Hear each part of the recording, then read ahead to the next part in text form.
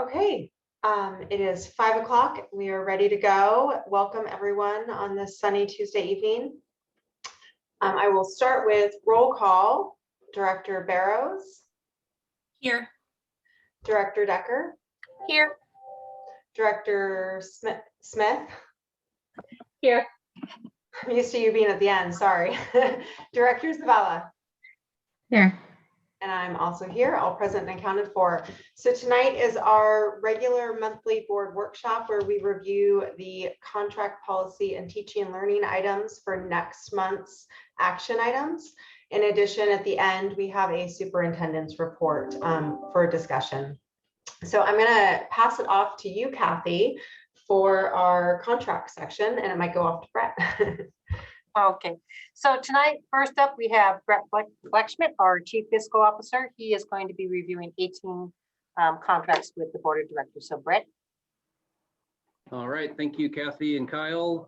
As Kathy mentioned, we have a lot this month, so I think most of them fall into the routine category. So I'm going to move probably a little quicker than we might in the previous meetings, but by all means, I'll invite you and expect you to go ahead and interrupt me or interject if I'm going too fast. So with that, I'll go ahead and launch the first one on our agenda, which is for American Sign Language transliterating and oral transliteration services. Our recommendation is that we contract with American Sign Language Interpreting Services, provided by Signing Resources and Interpreters, as the vendor, in the amount estimated to be $350,000 for the year. Any questions on that?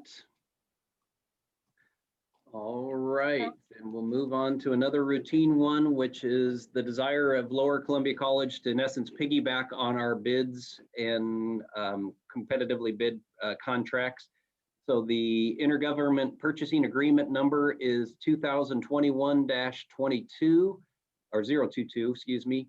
And so again, we've had these on a pretty regular basis. Any questions about allowing or concerns about allowing Lower Columbia College to utilize our competitive bid contracts? No. All right. Then the next group of them, we tried to group them a little better this time so we're not bouncing around to various types of agreements. I think the next series of them are all accepting work that's already been completed.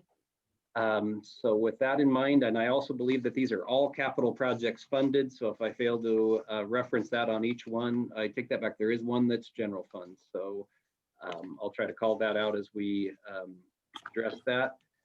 The first one is was bid as number 2020-046. These are FCRC and secure entrance improvements at Houck Elementary. You all awarded the contract to Inline Commercial Construction. They have completed the work to our satisfaction, and the final amount was $394,939.23 plus Washington sales tax. Any questions on Houck?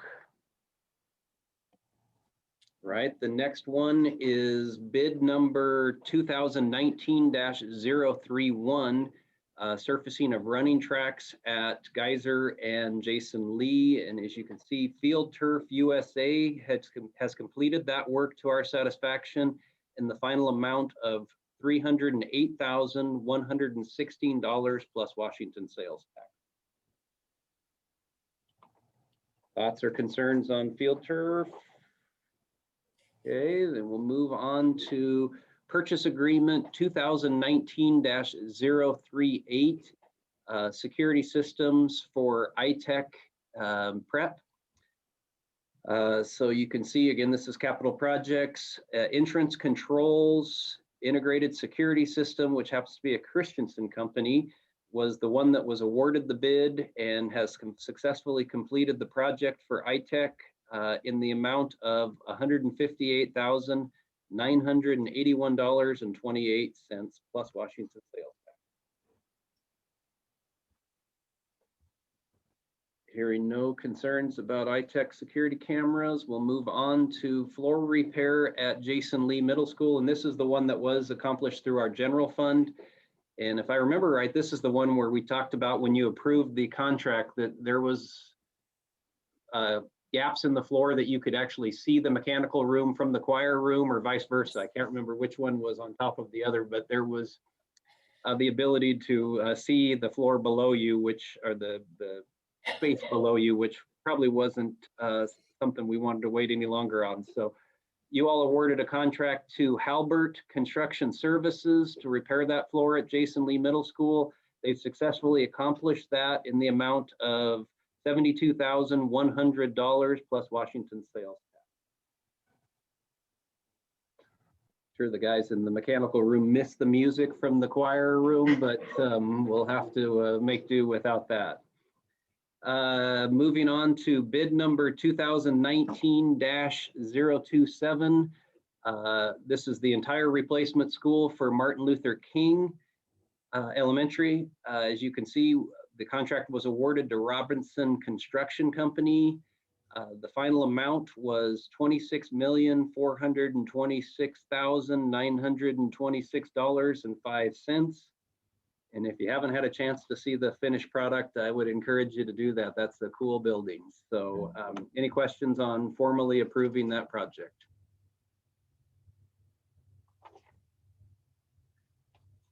Okay, moving on, two more of the acceptances of existing contracts.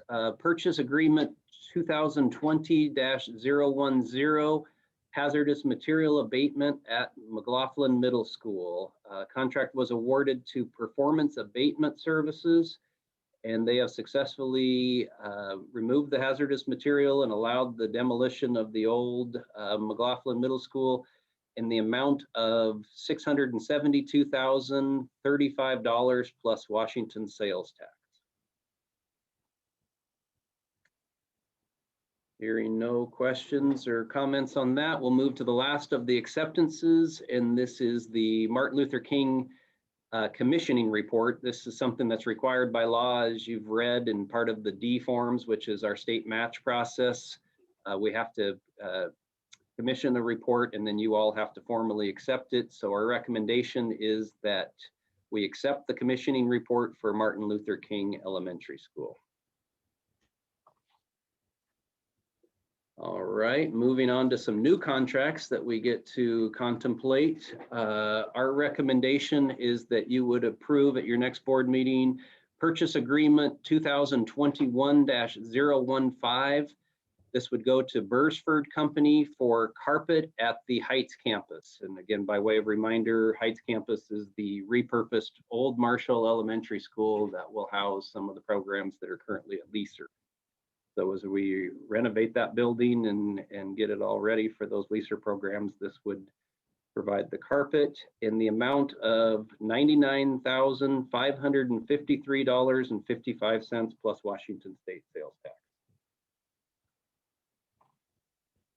Questions on that? Then we'll move on to a little more complicated one. It's a combination of kind of a change order and a release of claims relating to an issue at McLaughlin Marshall project. We had a mechanical engineer that specified apparently inappropriate duct work, and so at a cost of $192,622, we will engage the contractor to fix that, and we will be fully reimbursed by the mechanical engineer that created the errors. So in order to begin that process of fixing and reimbursing, we need to have the approval to execute the change order. Brett, do you know how that error was detected? Was it through the construction process or? Yeah, it was as we got really close to getting the occupancy. And so I don't know if it was our own internal reviews or inspectors that were reviewing, or it was maybe just our own occupancy that the livability was, hey, this doesn't seem right. I can get that from AJ in more detail, but I was just curious. It's nothing. Yeah, I suspect because of the timing, it would have been around the time we were getting the occupancy permits and starting to occupy. Okay, Thank you. You're welcome. The next, oh, sorry, is there any other questions on that one? Okay, then the next one up is approve purchase agreement, or recommendation to approve purchase agreement 2021-023 with Willdan. This would allow us to conduct what's called investment grade audits of several HVAC systems. Just to give you a preview, this is the first part of a process by which we can use the Department of Enterprise Services, kind of a dynamic energy savings process by which they have pre-selected vendors that have pre-selected processes to make sure that we optimize the savings potential through this work. These investment grade audits would allow us to create that baseline by which our future performance of renovated systems would be measured. This particular contract would be in the amount of $101,836 plus Washington sales tax, and it would include Hudson's Bay, Geyser, Alki, Chinook, Sacagawea, and JPC.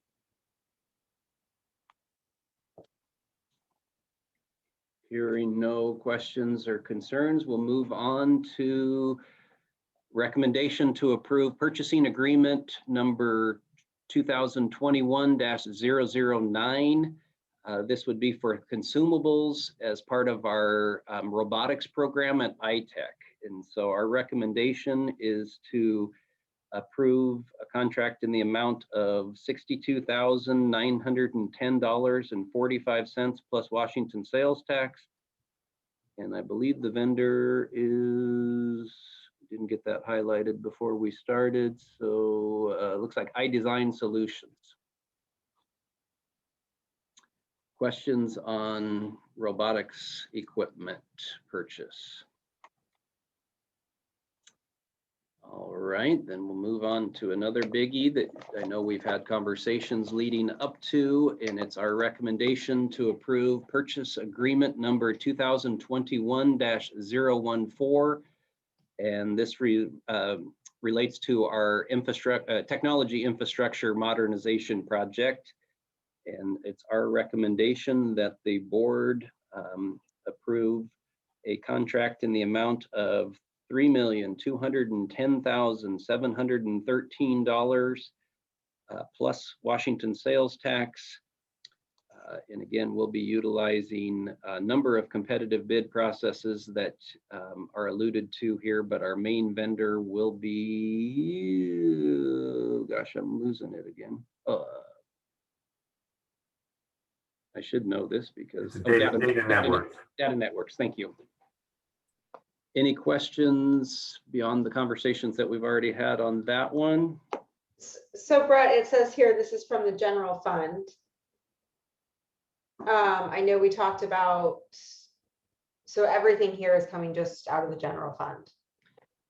Yes. Now, I think the nuance, we typically don't get into the kind of the sub grant or categorical funding within the general fund, but it's still our intention to utilize, I don't know if it's 100% of that amount, but the vast majority of that amount, we're still optimistic that we'll use ESSER funding for. Okay. So, but that would all go through the general fund still. Okay, thank you. You're welcome. All right, then we're in the home stretch here, I think. Let's move on to a recommendation to approve purchase agreement 2021-013 with Northwest Playground Equipment. Our recommendation is that we utilize the KCDA cooperative bid pricing for Vida is the recipient, would be the recipient of this playground equipment in the amount of $271,847.22 plus Washington sales tax.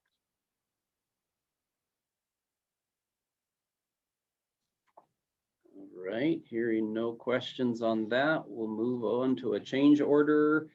It's our recommendation to approve a change order with Robertson and Olson construction for Vida, and as you've read, the amount of this change order would be $190,066.02 plus Washington sales tax.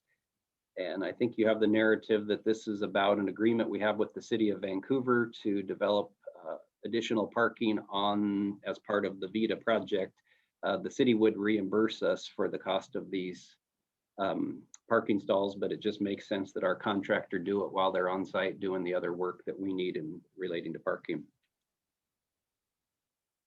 Questions on Vida parking? All right, another Vida.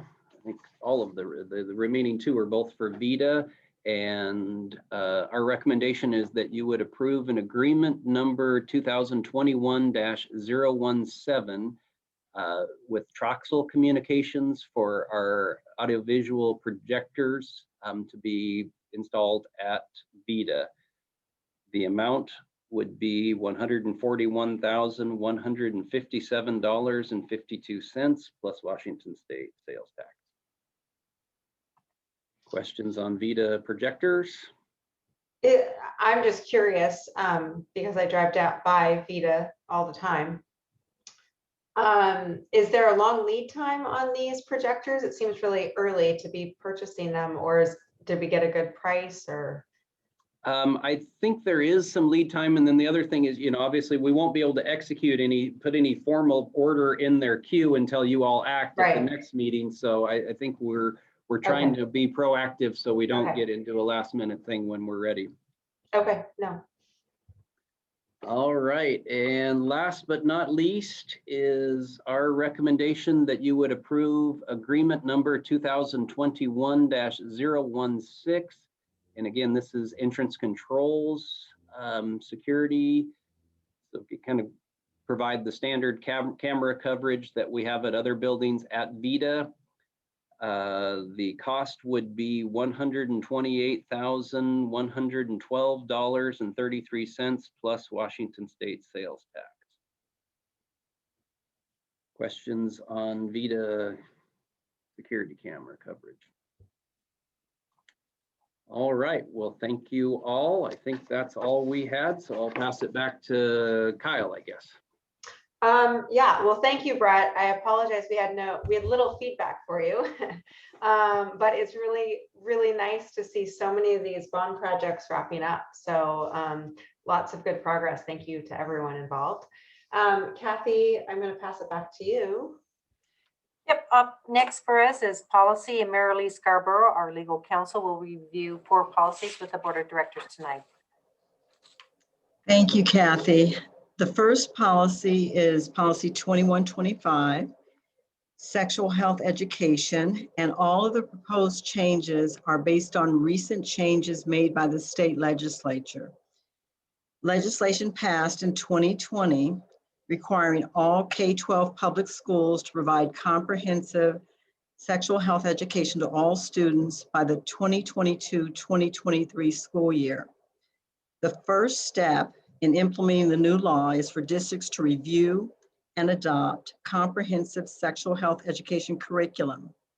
Beginning in the 2021-2022 school year, all schools serving students in grades 6 through 12 must provide comprehensive sex health education twice in grades 6 through 8 and twice in grades 9 through 12. Beginning in the following year, 2022-2023, all schools must provide social emotional learning at least once to students in grades K through 3. Also in the 2022-2023 school year, students in grades 4 through 5 must receive comprehensive sexual health education at least once.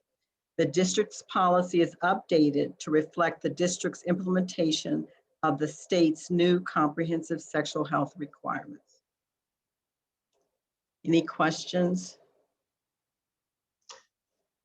I did not have questions about the policy, but just from the curricular review, where is that in the process? And just from a teaching and learning perspective, I suppose, but has that evaluation been completed? We're still working on it. I would ask Darcy if she's available there. I know that they were reviewing it. Our curriculum as a whole has not changed. It's just, I think it's a matter of, so where are we inserting it in the system? But if Darcy's, in terms of where are we focusing on that per the new policy? by grade level, and we already have that sequence, but Darcy may be able to answer. Is she in here? Yes. Yeah, I'm here. Good evening. Thanks, Mike. Yeah, so we currently have curriculum that meets all of those standards. It's the K3, and we're already starting to work on K3 curriculum that would fulfill that standard. But currently, we have all of the curriculum in place that meets those standards. I don't know if it's a lot of extra work, but it might be helpful for the board to see, not in any urgent timeline, but just what Vancouver Public Schools comprehensive sexual education just plan K through 12, the social emotional that we're still working on, elementary, and going forward. I would like that as well. I think that's a great idea because we're going to get a lot of emails from constituents, and it would be nice if we had some information that we could respond with some idea as to what we're talking about. So that would be nice. Great. Darcy and I will touch base with each other and take a look at, and we'll have a conversation with Gil. And I think we already have some pieces we can just pull together. And okay. Well, I will just say, as a parent that has a 6th grader, I've been through the first few years of it, and I'm so appreciative of Vancouver Public Schools communication to parents ahead of time. It's always nice to know what your kids are going to be learning on sensitive topics before they learn it. Great. We will do that. I had another question, kind of on the same line that Kyle had, as far as not necessarily on the policy, but I noticed at the end it said, you know, the superintendent identifies to OSPI the curriculum that they're using.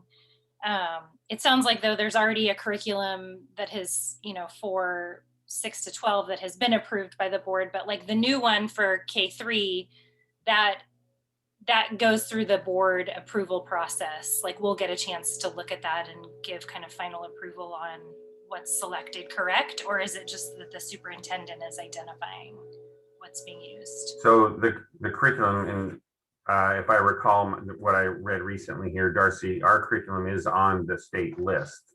And can you confirm the K3 in terms of?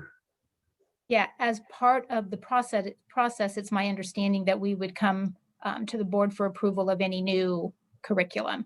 So what we're doing is we're looking at and gathering, you know, input on appropriate curriculum, and then that would come forward before we would adopt anything.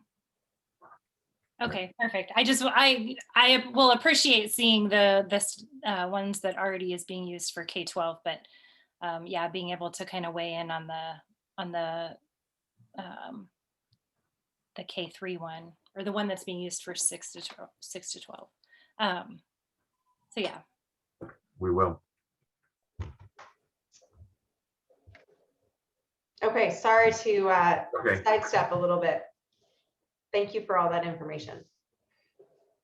Okay, and the second policy on your agenda tonight is one on discipline, policy 3241.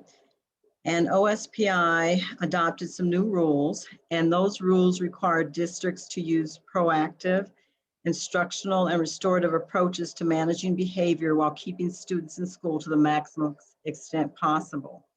So the board policy is updated to align with those OSPI rules that require the district to develop and periodically review district policies and procedures with the participation of school personnel, students, parents, families, and communities. Those rules also require the district to use disaggregated data in its development and review of district policies. Additionally, the rules require the district monitor the impact of its policies and procedures, ensure that the policies and procedures are fair and equitable, and finally ensure that employees and contractors are knowledgeable about the district's policies and procedures regarding discipline. Are there any questions on that policy update? Okay, the next policy is policy 3432 regarding emergencies.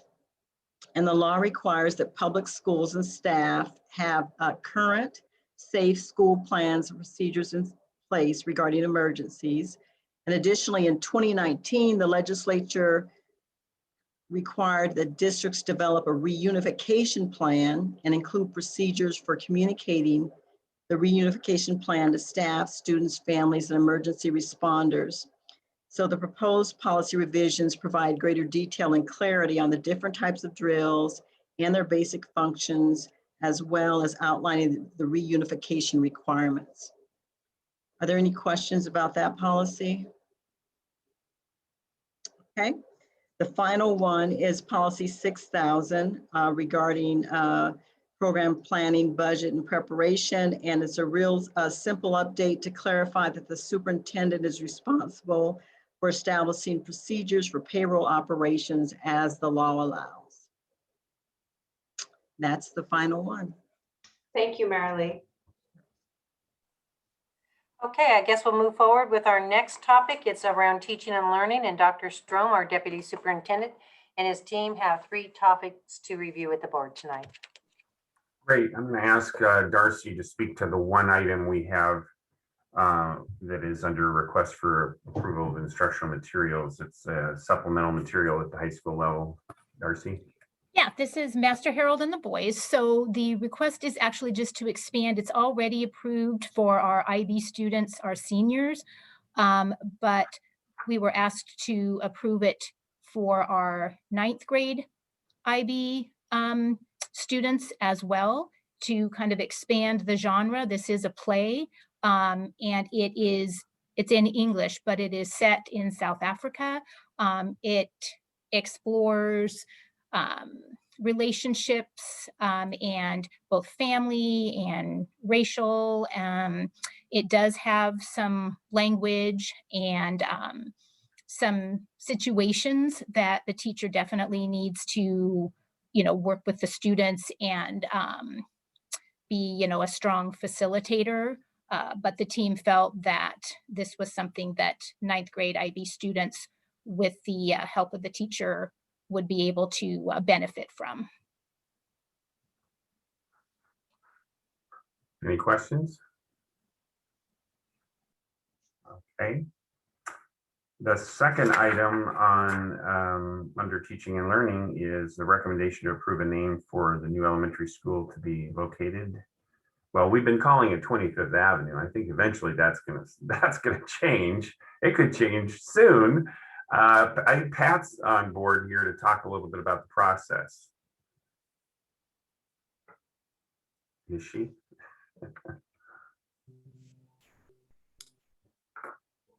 Okay. I'm There here. she is. And I have the sun in my eyes.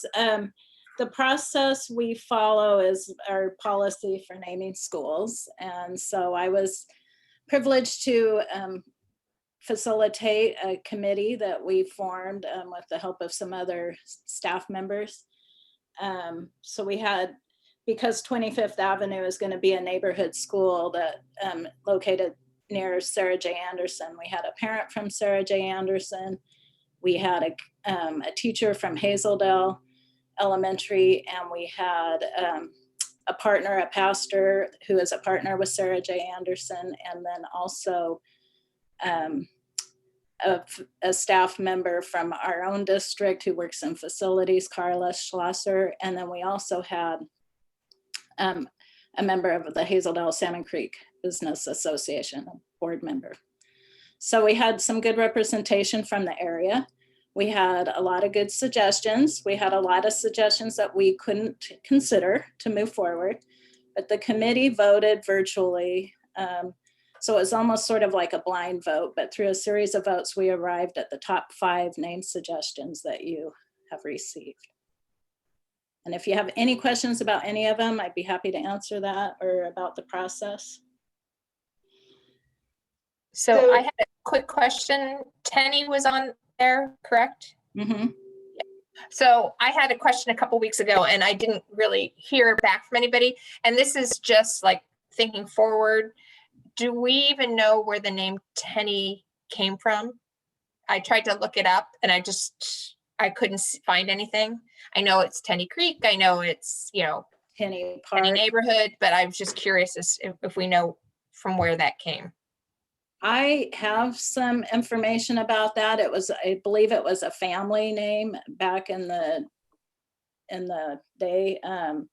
I can look that up and get back to you on that, Kathy. I don't have it right in front of me right now, but I do know that that was among our committee, that was one of the most popular names because it resonates throughout the area. Right, and it makes sense. I just want to make sure that it doesn't come back to bite us if it's related to, I mean, obviously there are a number of areas that are named Tenny, but just to cover us and make sure that we're doing due diligence on that research. Yeah, I can Thanks. go through that and find that for you. Thanks, Pat. So I just wanted to clarify with Mike and Kathy perhaps. So we're looking, I mean, we've reviewed these individually and we can discuss the names as we individually kind of consider them. Will we be looking to vote on this in May? Yes, you Okay. as we've typically done in this committee process, we're simply sharing. Obviously, the board can't take action on it, but the policy then leads to the procedure. The procedure is then asking the board to select one of those names brought forward from the committee, and you would do that at the May meeting. Okay. Thank you for that clarification. So I just wanted to open it up to directors to weigh in, and I thought I'm going to thank the committee and Pat. I thought all 5 names were great, so it's nice to see that. But I don't know if there's someone that wants to weigh in first, possibly sharing a couple strong favorites, or you can review individually, but we might be able to reach a more natural consensus quicker if we identify a couple top favorites. I'm going to put Tracy on the spot. All right. Well, and I did have a question too about the process, kind of what the intention is for tonight, whether the hope is that it sounds like at the May board meeting is when we narrow it down to 1. So we're really just discussing, not necessarily picking one tonight. Correct, Tracy, yes. Okay. The ones that jump out to me, I like Tenny Creek Elementary. I like Sequoia. I like the concept of Sally Ride. I love my own personal feelings. I love the idea of Ruth Bader Ginsburg. I do hesitate about some of the political connotations that might bring about, or kind of controversy perhaps in the community. Unity is nice, but it doesn't jump out to me. And I do agree with the note about the, confusion. I think if I had to, my probably 3 favorites would be Tenny Creek, Sequoia, or Sally Ride. I think my 2 top ones would be Tenny Creek or Sequoia, just because it's more based on the environment and kind of the local area. Those are some of my thoughts. Wendy, it looks like you're ready to. I was going to jump in if that's okay. I'm the history person, so I love naming buildings after people. And so my top 2 are definitely Ruth Bader Ginsburg and Sally K. Ride. I like Tenny Creek too. I live in the Tenny Creek neighborhood, right? So my only concern is that it's really close to Salmon Creek Elementary, Tenny Creek, Salmon Creek. I think there might be some potential for confusion there. I agree with Tracy. Unity is a lovely sentiment. I think it might be a little nondescript, maybe. And I agree also with the notes that were added in our briefing, that there could be some confusion with some other nearby schools as well. I love the idea of naming the elementary school after Ruth Bader Ginsburg. I love it.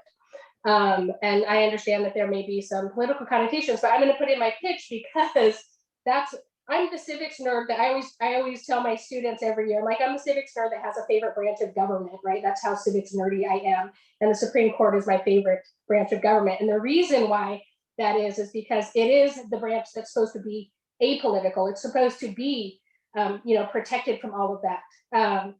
And Ruth Bader Ginsburg is such an excellent example frankly, in just so many ways, not only because she worked so hard for gender equity. She was also an educator. She was a college professor for years and years and years. So, I mean, I'll remind you that she was confirmed 96-4. So it was not a political decision when she was confirmed to the Supreme Court. I think it's excellent. I love it. I love the idea that we could be the first school named after her. I love Sally K. Ride as well. I love the idea of promoting girls and women in STEM and that connection. There's lots of them named after Sally K. Ride, so it wouldn't be as unique as a Ginsburg Elementary. But so my top two are definitely, I would also say that I think this is an opportunity that we have not, this is now the fourth school that I've had the privilege of weighing in on the naming of. And we've had opportunities in the past to diversify the names of our buildings. We have a lot of buildings named after white men, and this is an opportunity to diversify that a little bit as well. I'm just going to jump in and say I thought they were all great names. I tend to think that RBG and Sally Ride are both great opportunities for the district. I will say that Governor Inslee visited Eleanor Roosevelt Elementary right before spring break, and he actually specifically commented, just, you know, there's a lot of Roosevelt Elementaries out there, but how many Eleanor Roosevelt Elementaries are there? I think this is just a really great opportunity to recognize a strong female figure. I lean towards Ruth Bader Ginsburg because, one, the novelty that we would be one of the first schools. Also just, I mean, she became the notorious RBG, right? I mean, there's just, how cool would it be to be an elementary school student saying, I go to RBG, you know? I think that there's, the timing is right. It feels like there's just it feels right to me. So I think that's really strong. And while the Supreme Court, I definitely recognize, Tracy, what you say, because the Supreme Court, all the nominations, that's become a political process, but she preceded that. And I think she did a lot of groundbreaking work, especially for women. So I think it would be nice to honor her. Kathy? So my top two would be RBG or Sequoia, actually. I'm a huge Ruth Bader Ginsburg fan, have always been, and I am old enough to remember when the Supreme Court nominations weren't political, that it was just a given fact that a president would put somebody up, and it was all about whether or not they were qualified. So I think in the effort to maybe depoliticize some things, you know, creating a school in her name would be, I think, tremendous. And like Wendy said, her path forward is just so strong and such a good role model, not only for women, not only for little girls, but for anybody who feels like they're underrepresented or underserved. Look what this tiny little woman did with her life. She was a powerhouse. So I love that. And then I love Sequoia because of just the locational aspect. So those would be my top two. Sandra, do you want to weigh in? Yes, I also agree with everyone. I also love Ruth Bader Ginsburg and Sally K. Ride. I think we need more women names. We don't have enough of those. Those are my top two. And I'd say the third one would just be Tenny Creek. I like the name. I think it fits well with Vancouver. I think it'd be a good neutral name if that was to be picked. Okay. Thank you. Well, does anyone, thank you for all your contributions. I think we've narrowed it down a little bit, and we can come up with a name recommendation in May, unless anyone else has anything to add on this topic. Okay. I will turn it back over to you, Mike. Just wanted to make sure everybody. So we have one final item under teaching and learning here, and this is the recommendation for the adoption of resolution number 877, emergency waiver for graduation credits. The WAC 180-111 establishes an emergency waiver program to allow school districts to waive certain graduation requirements on individual student basis. They have done so for years. In particular, in this case, the waiver process took a significant turn last year when we got into COVID, and they've since, when we knew where we were going to be this year relative to the inability to get students back into the schools, the state and state board of school board also extended it another year. This year, they added a requirement that there would be a resolution attached to that the board needed to approve. So what we're bringing forward to you is this emergency waiver resolution. The intent is to help prevent students from being unduly impacted by the unforeseen disruptions to coursework and to assessments resulting from emergency or disaster. And the emergency rules are for the novel coronavirus in response to the declaration of the emergency on February 29, 2020. I know that Jim and the principals have worked closely together on this. They have worked also closely with Brian Matheson, and counselors. They have retooled. Last year, they had developed a process. They had a form that they used so that it was systemically embedded in the work of all schools, that it was consistent across all of our high schools, and that when we talk about consistency, then we're also looking at consistency relative to equity for all students. The waivers are not even looked at until after the 7th semester of a student's high school career. So technically, we don't even entertain this. And actually, historically in the district, there are a number of us who are high school principals here on the screen. We never even looked at waivers under the old waiver guidelines until the 8th semester, the beginning of the 8th semester, or the 2nd semester of a student's senior year. And they really vet the counselors, the high school principal, the team really look consistently with the application process for all students. They're really judicious in their application of the use of the waiver. The policy, our policy is aligned with the waiver relative to the state and what WASDA puts out, as well as the resolution was actually drafted by WASDA. And I know that there's been some interest around how we collect data on this, and we actually have the systems in process through our student information system to track the waivers. And actually, it's an expectation of the statutory requirements this year is to track that. So those pieces of the puzzle are in place and meeting all of the requirements. The timing is important here because we are about 9 weeks away from graduation. We know that we have already had to move forward with conversations with kids and looking at this, but we do need the board's approval of the resolution to move forward and act on it. So that, you know, with confidence, we can move forward as principals and counselors can move forward, and Jim can have those conversations with them to work with students and families. So that would be a recommendation to pass that resolution that's coming forth on the May board meeting. Are there any questions? Well, thank you, Mike. I appreciate that thorough explanation.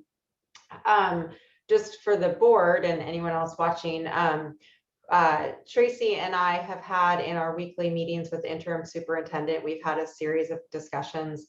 Kathy also connected me with Jim, who spent a good 45 minutes on the phone, I think, answering all of my questions on this.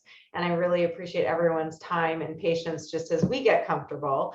I think it's not, at least from my point of view, it's not that I don't want to approve this. It's just wanting to understand the process with how this is approved.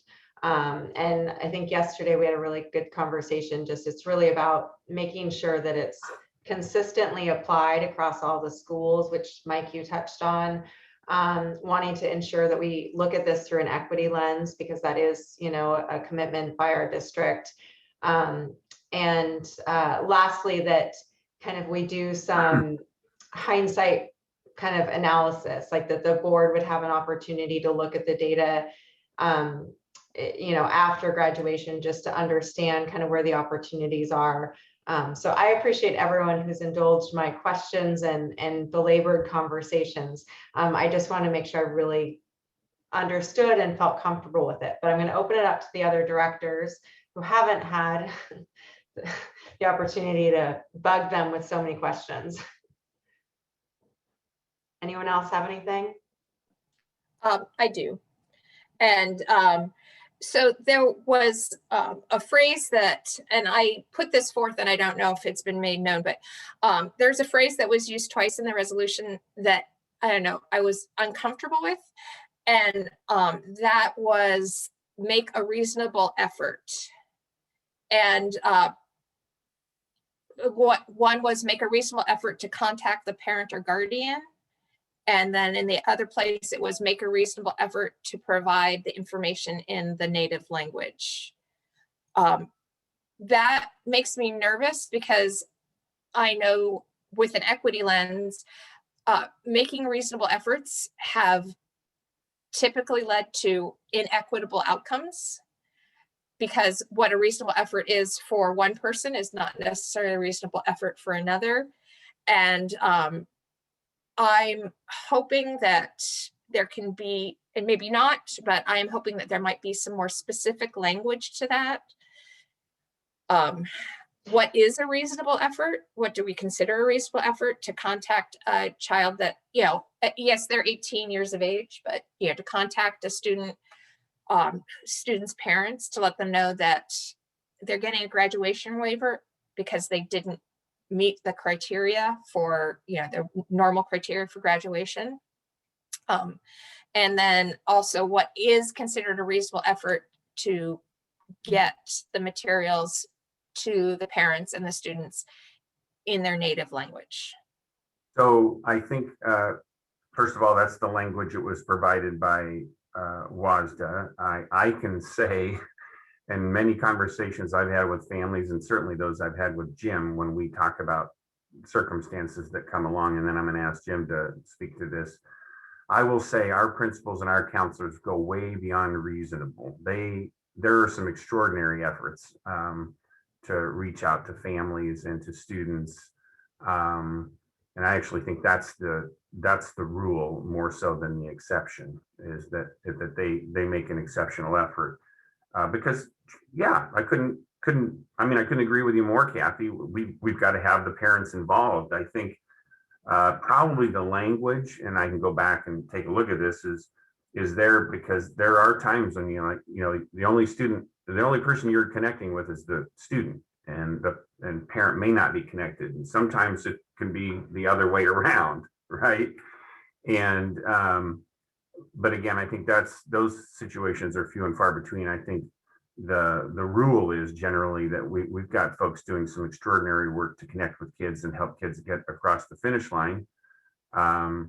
Again, if they meet all the criteria that we've put forth in the standard documentation that we have actually created last year, retooled it again this year to make sure we had all of our bases covered.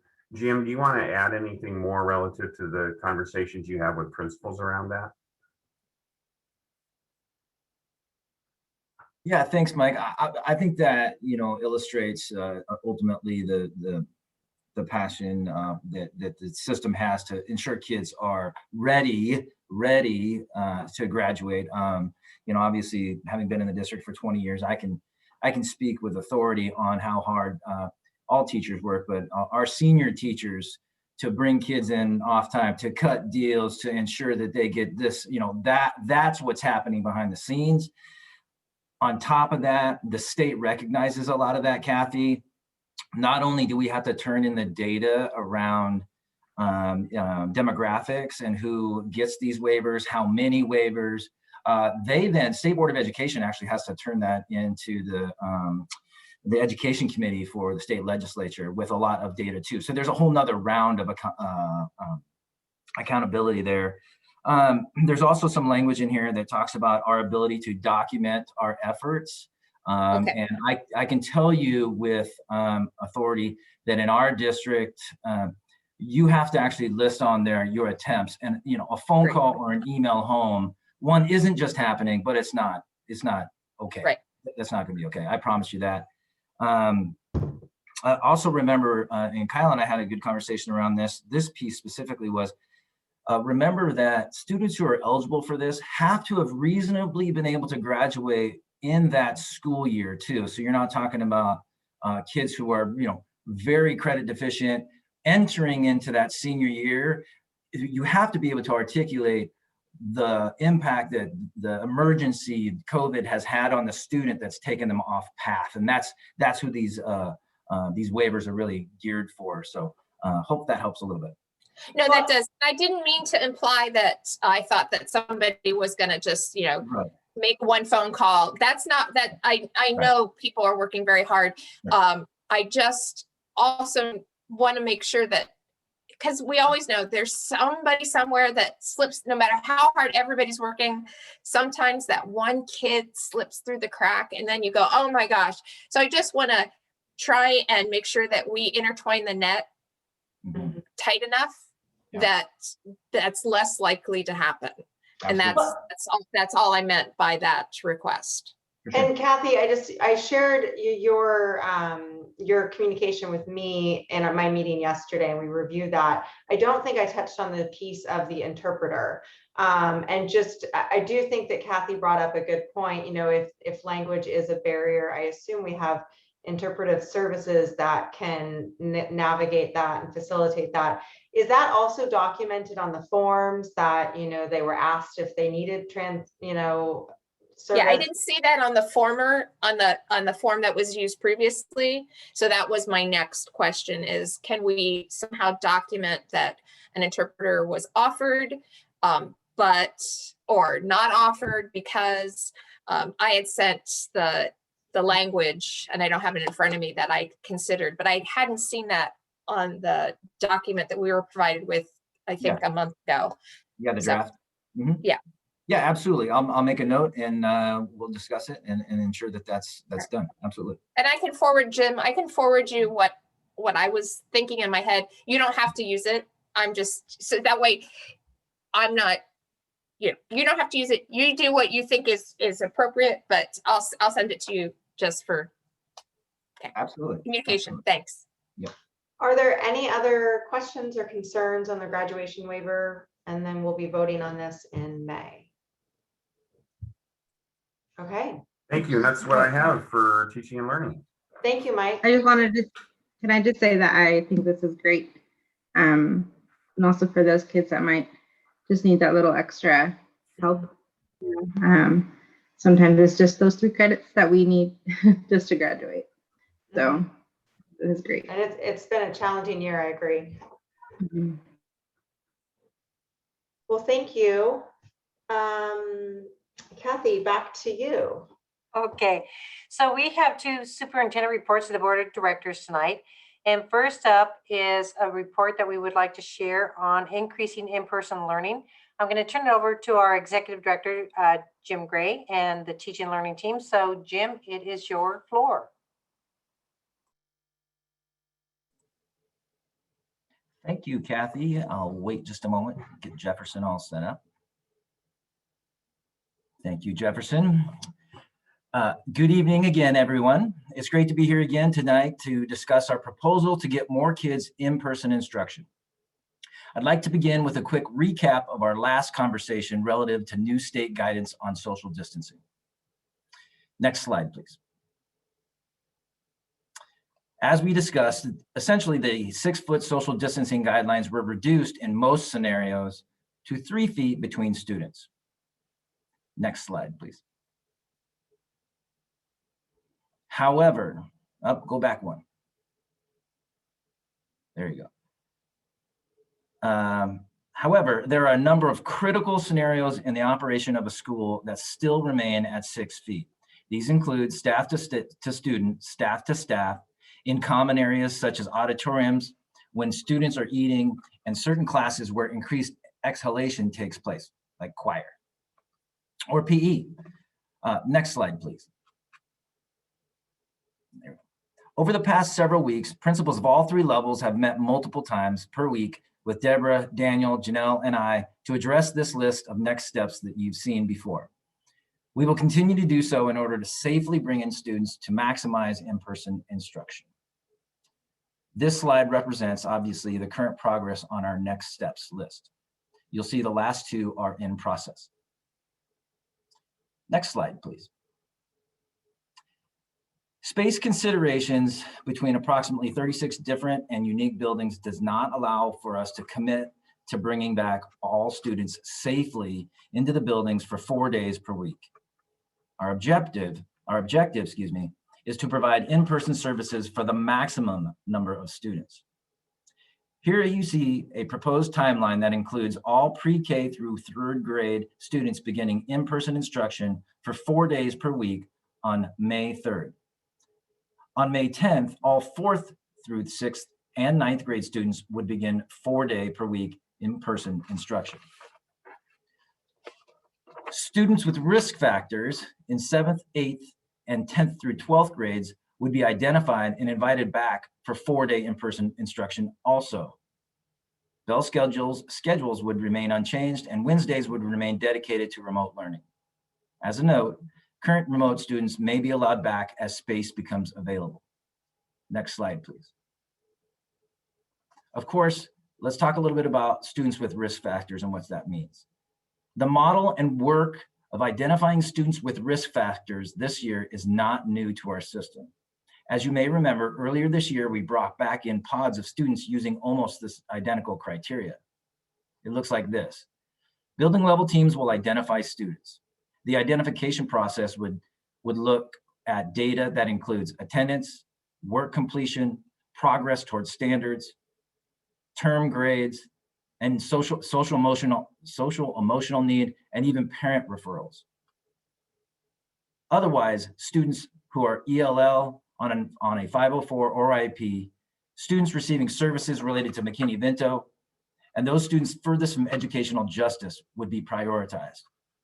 High school principals felt strongly that prioritizing our 12th grade class was important. Our hope is that the vast majority of our students would be offered 4-day per week instruction. Deborah, Daniel, Janelle, did I miss anything? Not from me. Happy to answer any questions. The team will. Apologize. I just want to, before board members ask questions, thank you, Jim, for the presentation and for sharing that information. Just reminding everybody watching at home on Zoom that tonight, this is a discussion. We're not taking action tonight. We're just providing feedback and direction for our administrative team on this plan that they've put forward. And I am open to changes, but just to facilitate the discussion, I was going to recommend that we start with questions and then we can weigh in with feedback. But if those kind of go hand in hand, feel free. But I just wanted to kind of get through any questions initially. Does anyone want to get started? As usual, I'll step up to the plate. I've had a couple of teachers who are teaching at the elementary level. First of all, they really, at least everybody that I've talked to really wants to go back in 4 days a week. The concern, the thing that's hanging over them a little bit is, what about those students that will be staying in remote? How will they be taught? Because it's one thing to have a half a class and be live streaming, because the classroom management in half a class is, you know, depending on your kids, it's not as intense. But now you're going to have almost all of your kids and maybe a couple more on live stream. And how, I mean, now your classroom management is full on, and you've got to really be attending to those kids that are present. And live streaming, those remote kids are gonna be kind of left. Not because the teachers are gonna want to, but because when you are managing a fairly full class, that's just the necessity of the situation. So the question is, so what are we doing about those kids that may remain in remote? And I think if I can piggyback, Kathy, just I think an understanding of how many remote students stayed with their classroom teachers. I mean, is this a small exception? Or, I mean, I know a lot of schools pulled remote students out and pulled them into a remote only dedicated teacher. But I do also know there's some situations. So, you know, just curious how widespread there will still be remote students at home to 20 kids in the classroom. I will say, I don't know if I can answer that question given the sheer volume of schools and the number of classrooms in each of those. It's a good question, Kyle, but I don't have an answer to be able to say, because I think it may be different even by a grade level in a particular elementary school.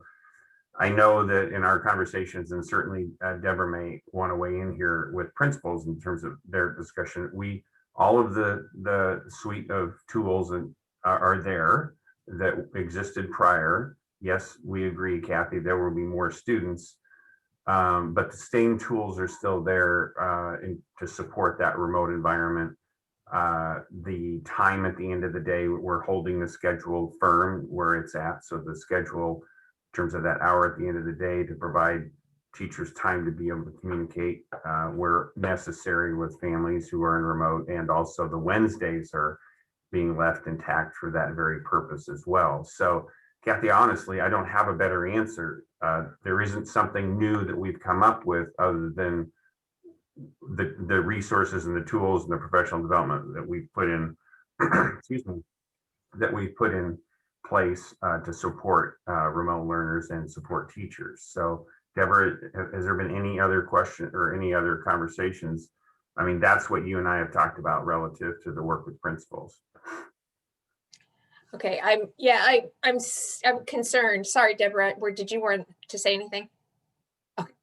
I am concerned. I know that at the schools where a teacher took on all the remote learners, this probably won't be as much of an issue, but those schools that the teachers couldn't let go of their kiddos, I can see where basically what we're saying is those kiddos that are staying in remote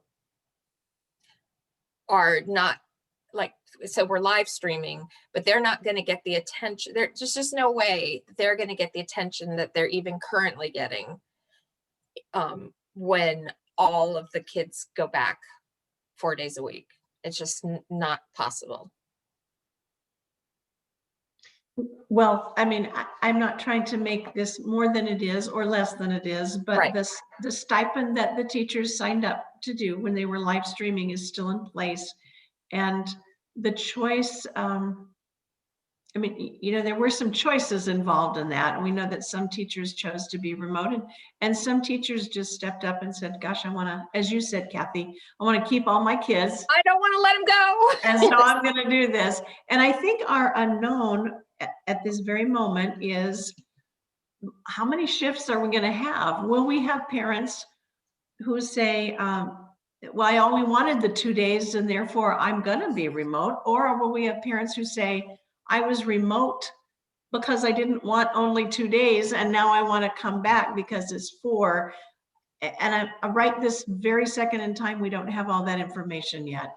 Okay, and I think it would do our parents that are staying in remote some justice if they understood that it's going to look, the remote learning will likely look different.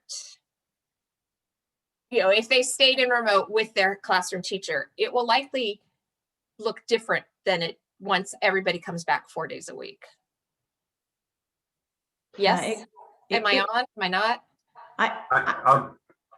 I don't want to make that assumption because I think a lot of that is dependent upon the teacher. So I don't want to automatically assume that it is going to be different. I think it may depend upon the teacher and the environment and how they've used the resources that have been put before them, the professional development. So it may not be a barrier. It may not be at all. I think it depends on the classroom too. Like, who are the kids that you are managing in your classroom? What are their specific needs, right? Because at some schools, you know, having a full classroom is not going to be that different.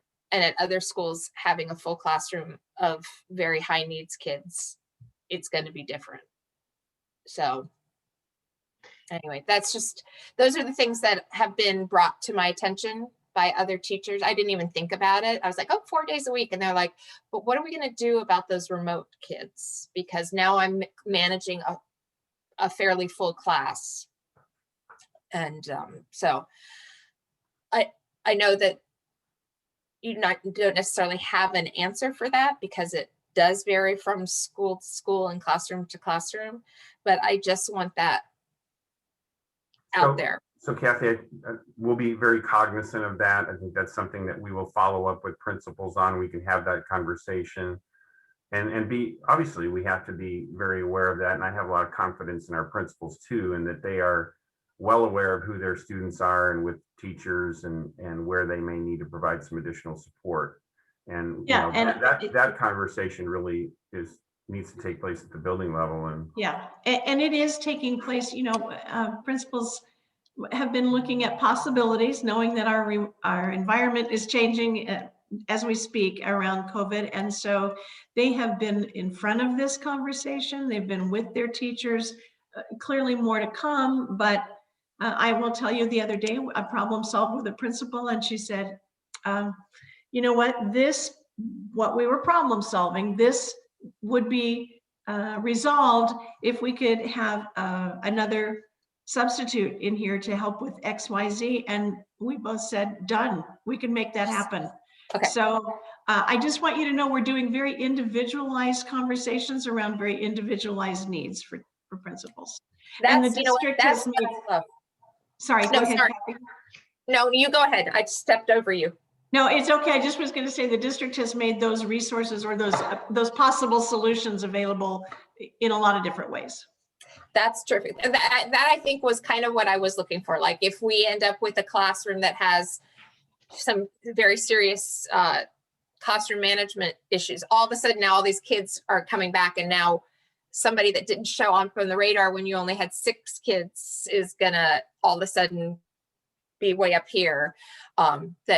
That there's that extra chance for extra support for that teacher. So that's great. That was a perfect answer. Thank you.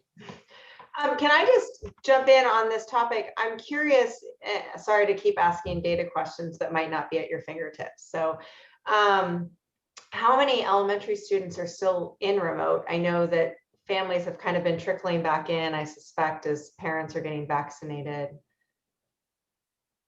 I don't know if we know. I don't have that data on hand. We could find out. Yeah, I just don't have that on hand right now. Because I know that, I mean, it varied by school, and it, you know, we started at, I don't know, like 30%, but then I feel like more and more families are kind of feeling comfortable to go back. We can certainly find that out and share that. I'd be interested. Yeah, I would be too. Does Director Decker, any further questions at this point? Just one, and this is pretty, I don't know, maybe specific. I know a lot of the classes, the arts box classes have been offered kind of offline at some schools, not at all schools, but at a number of schools. I'm wondering, now that the kids are going to be in 4 days a week, is that going to change? Is it changing at some schools and not changing at others? Kathy, the arts block, and Deborah, and believe me, I know because I'm married to an arts block teacher. Yes. I think the arts blocks now are varied across the buildings, very much so, dependent upon obviously student need, number one, how they've decided to work it out given when the teachers are there, because you know a certain teacher's only there certain days. There are some, you're right, that are where the teacher is going into the classroom, where the teacher is doing one grade level online and then distributing the material in the building. So actually that is greater ease. So I think they're going to have to amend that accordingly with more students in the building, and they may be far more conscientious of more students in the class. So they may have to pull back then, and maybe the teacher isn't there with them and they're doing something different. But I have, again, I know Deborah probably has closer conversations with principals about this. I see it from another perspective. Right. Because I have these conversations, right, routinely. And Deborah, do you have anything additional you want to add? I know that our principals will be amending that as necessary. Yeah, they've been working on it. We met with Kathy last week. I thought maybe Kathy wanted to share something. Sure, we met with the elementary principals, and they were talking about that they made some accommodations to some folks to be to do that remotely with the arts block teachers. But what the principals will be doing is more children are coming back. They're going to ask their teachers to come back onto campus. Our teachers are able to and have been prioritized for vaccinations. We've been given a lot of opportunities to look at the safety protocols, but with more children coming back, we are asking all our teachers to be back and present to serve the children that we are so desperately looking forward to serving again on campus. Director Zavala.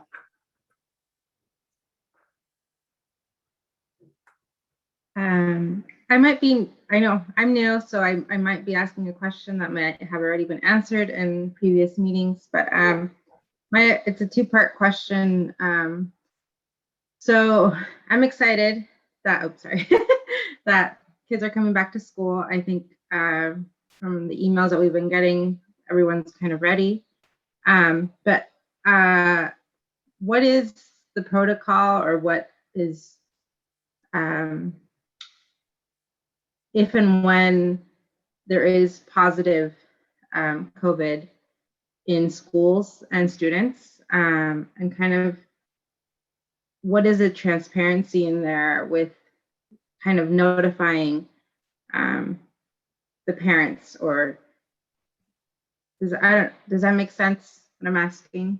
Sure, that's a fair question. We have talked about that before, but I think it's worthy of review. We do have first of all, every building has a HRA or health room annex, and if there's a student who has a reading or if there's something that is detected, that's where the student goes. So there are processes relative to how the students are placed in the health room annex, how they're monitored, how we call the parents, how we communicate, if there are, and then shifting to potential exposures. We have communication protocols in place that we use at the building level all the way to the district level here out of the communications office, where we communicate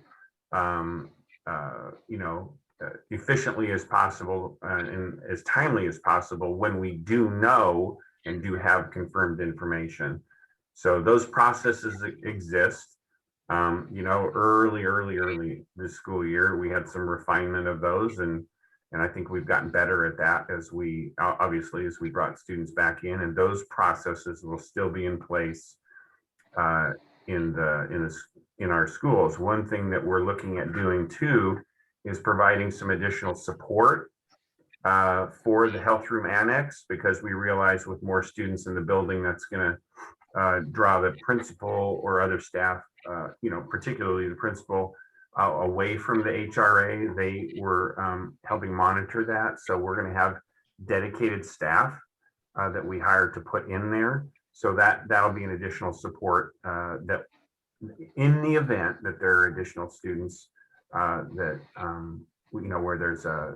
where there's a reading or something pops on the temperature reading. So I hope that answers your question. Well, Mike, would you just real briefly go through the notification process? So if there is a confirmed positive in a school, obviously there's HIPAA requirements that limit what is shared, but what that notification process is. Yeah, I don't have it right here in front of me, and in terms of the step by step, but You're right, Kyle. There confidentiality rules around what we can share, but we do share with the staff. We do share with the parents. It's general in nature. What we are clear about as to whether or not the child or a staff member was a potential exposure, and then there's a follow-up in the event that, you know, when we learn more from the case, you know, whether or not there was exposure. So it is more general at first until we learn more about the case, and as we learn more, because what we don't want to do, Kyle, it's a great question, is what we don't want to do is say, well, we had it, but then we had to wait a day and a half to get the results. Well, what we say here is that there was an exposure, a potential exposure. You will be contacted in the event it takes another step. If you haven't been contacted, then you're okay. Is that okay?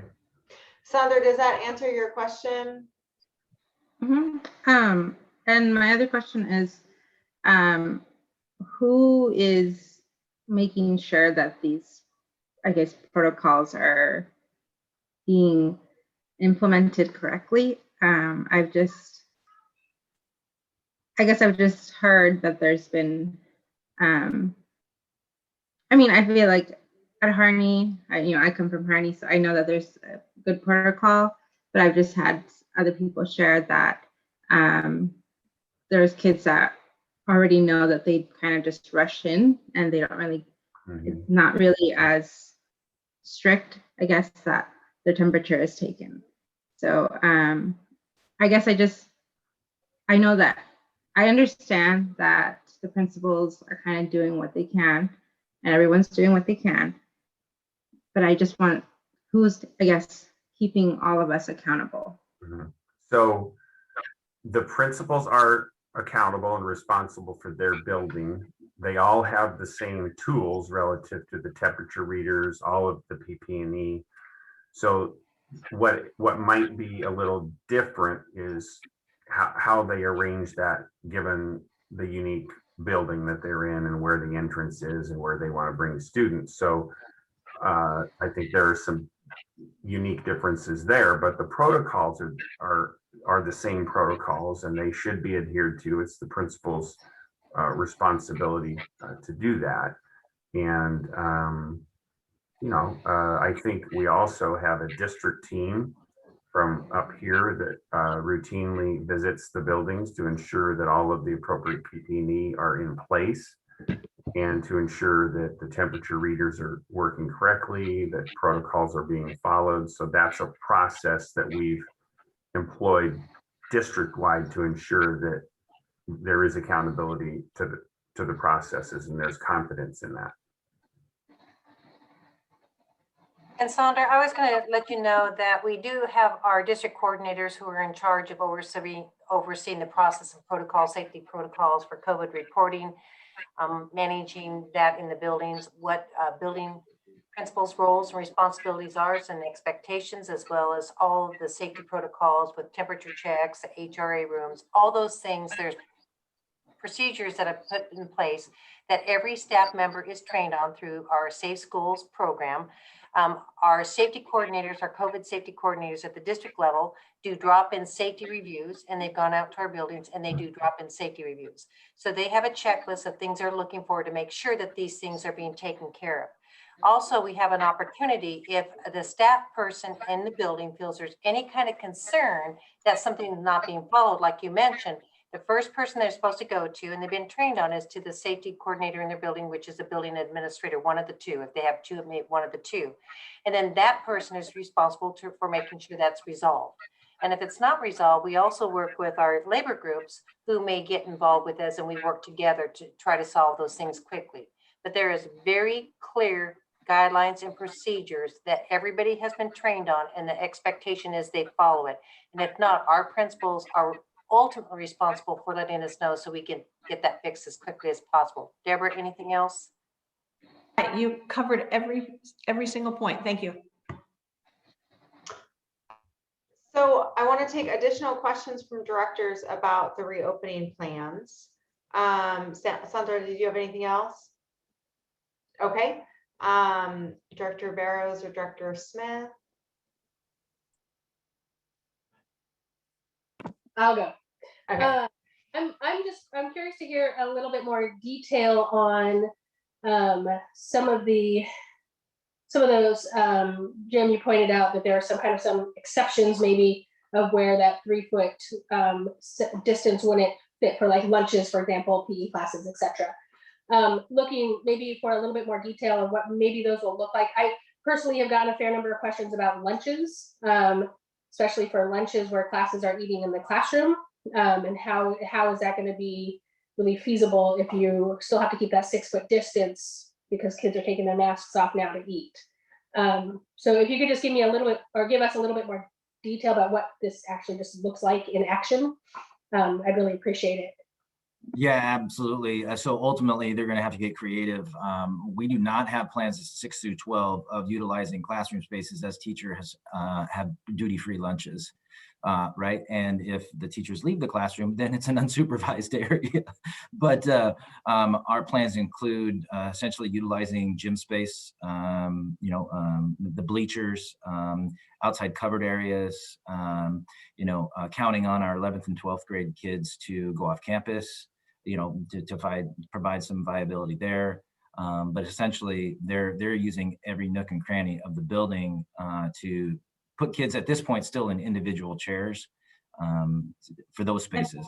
Yeah, thanks, Jim. And Wendy, I was going to say, it's the same in elementary in terms of creative problem solving.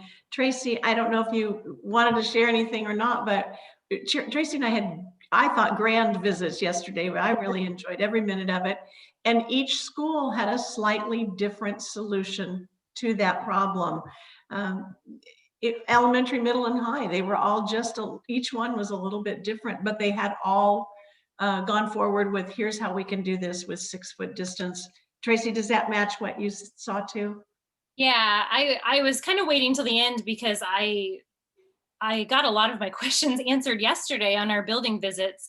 But one of the things that was very apparent to me was that every building really is in a different situation in terms of their readiness, in terms of their, several of the elementary schools that we were at really, I mean, they're like, we have our plan, we know what we're going to do for lunch and for kind of all of this. And some buildings were still figuring it out just because of the space that they had or the staffing. So, I mean, it was very apparent to me that it really is, every building is unique and individual in terms of how they are figuring it out, but they are definitely in the process of figuring it out and trying to problem solve. I think they're all in just different stages of, this is our plan, we're ready, or we still need to figure out staffing or coverage if some kids are in classrooms and some kids are in this other space.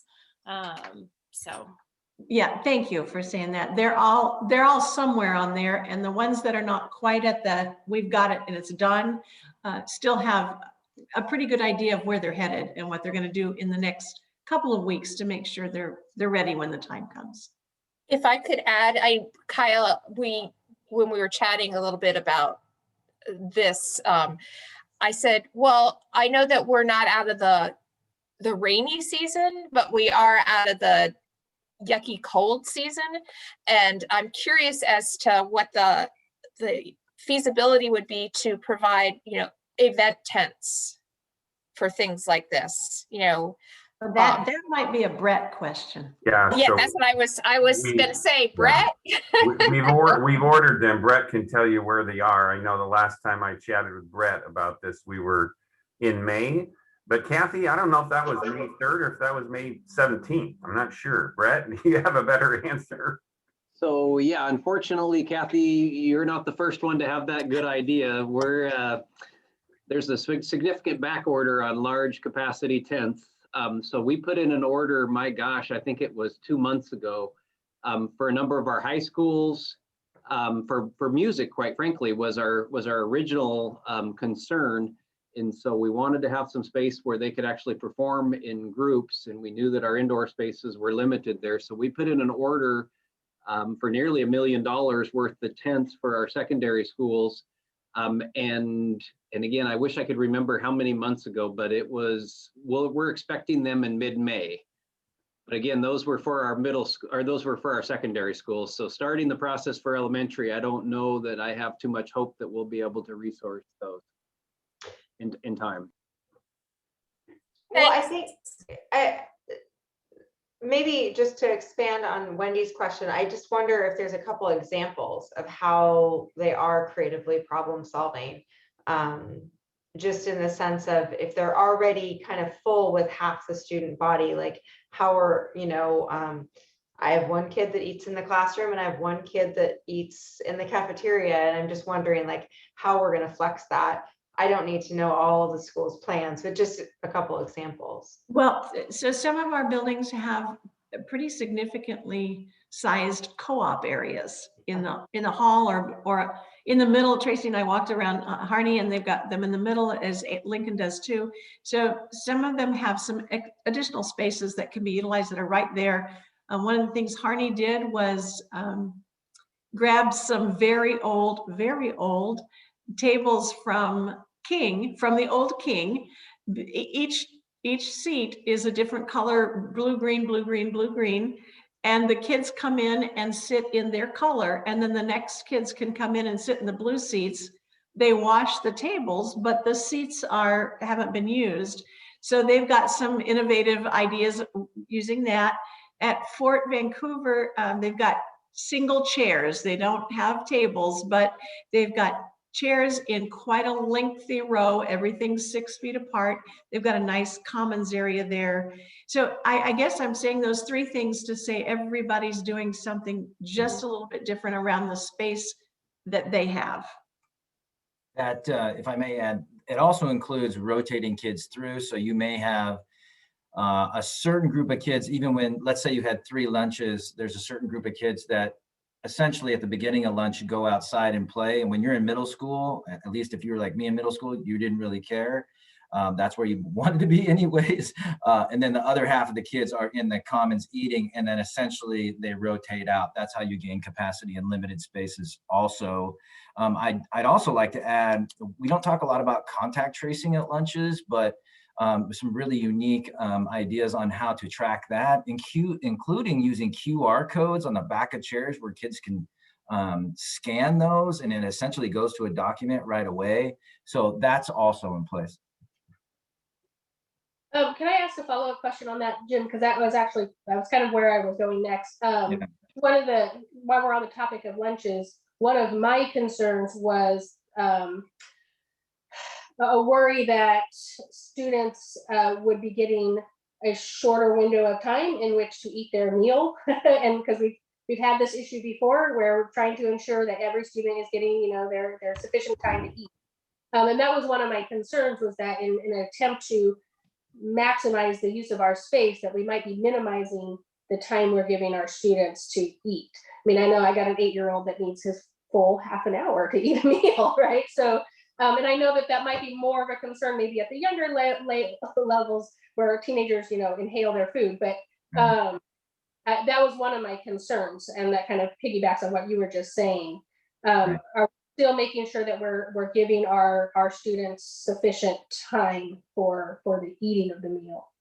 Yeah, absolutely. And another consideration is when kids in high school, they line up to get their food. So you still have to social distance them for 6 feet there. And now you're going to have more bodies in. But you really hit the nail on the head of essentially the biggest obstacle for us is different buildings have different space, different capabilities to essentially have those kids get their food more quickly. And that's why it's better to go slow in this case. And then buildings will have the ability to add more kids as they find that there is capacity. But some of the buildings, quite honestly, at this point, they know that they have more capacity, but not enough capacity for all kids. Can I just ask my last question, which is not about lunches at all? It looks like we have plans for increasing for pre-K through 5th grade, and then 6th grade and 9th grade. But then there was also a point made on one of the slides where you said high school principals were asking that 12th graders be prioritized. But I don't see see 12th graders in the plan that you guys laid out? Yeah, so they are part of the prioritization. So essentially, if you're a senior and you're being successful right now, you wouldn't necessarily, in the hybrid, you wouldn't be brought in. But if you were part of those students with risk factors, you would take priority, as of course, you know, we're getting really close to graduation time, but we would bring in all 9th graders, period. I see. So just to clarify, in addition to the grades that were identified, we're also looking to bring in more of our higher risk students. Absolutely, absolutely. Thank you. Yeah. Tracy, I know you just had a busy day with tours and you got a lot of questions answered. Do you have anything additional for the team? Yeah, I mean, like I said, I did get a lot of my questions answered. The biggest questions that I had was really about the barriers or the challenges that principals or schools were going to have in implementing this, and kind of what those things were. And just to kind of share with you guys, you know, a lot of it did have to do with kind of the staffing in some of those, like the lunch times and things like that, you know, the furniture, but they're already kind of thinking about those plans, and some of that spacing. I did ask too yesterday kind of about the timing, because, you know, what did they think about the timing? Did they, you know, think we could do it sooner? Did they need more time? You know, because I was wondering, could it be implemented sooner? And, you know, a couple of schools felt like, yes, let's do it tomorrow. But I think some of those other schools need that longer runway, and felt like, you know, that May 3rd would at least give them that time to figure out kind of some of those logistical things. So understanding that some schools do need the next week and a half to figure out some of the groundwork. You know, Deborah, is there anything else, and I guess, or Jim, but you know, because elementary is, you know, impacting all grades, I'm thinking mostly, you know, in terms of elementary, but, you know, are there other things that schools need in order to make this happen? You had talked about, you know, like a staffing issue. Are there other things that schools are going to need to do this? We worked on that together in a meeting with Kathy last week, and we're already starting down the list of what they have told us that they need. We'll follow it up again tomorrow. The HRA support that you heard about and the additional cert subs when needed that's part of the solution. But so far we're working through that. It's not that we're done. It's just that we're identifying what we can do to solve. But those things are identified. It's not that buildings are still trying to figure out what they'll need. They know what they need. It's just how to get it, what they need. They do. Yes. And Tracy, to your point, we recognize we have buildings in different, I just want to affirm that we recognize we have buildings in different places. So our intent in going to the 3rd was to really be conservative in terms of the runway there, because we don't want to make the assumption that because we have these 5 buildings that have certain things already in place that we have all of these other solutions already taken care of. So, and I think as Jim and Deborah, the teams have conversed all year long, the power of their collective conversations and collaboration around this always lends to solutions that sometimes somebody is found at one place that can be maybe it's not of use at one building, but it might be in another. So we just, the time is really important. So that's why we are proposing what we provided. Hey, Mike, if I may, I think it's important to note also that in the grades that aren't coming back fully and we're prioritizing kids, it'll take time to identify those kids, communicate with families, you know, get them ready. And what's important, teacher voice is going to be essential in there. They know who needs, who's falling through the crack. Their voices are going to be super important. So that runway is going to be, by the 10th for 6 through 12 is going to be super important. Thank you both for that explanation, because honestly, when I read the briefing, my first thought was, oh, why not next week? I'm excited to get kids back, especially I think seeing that the Smarter Balance assessments has been postponed. It's just such an opportunity of extra educational time. I want to thank everyone for the presentation. I have a couple questions.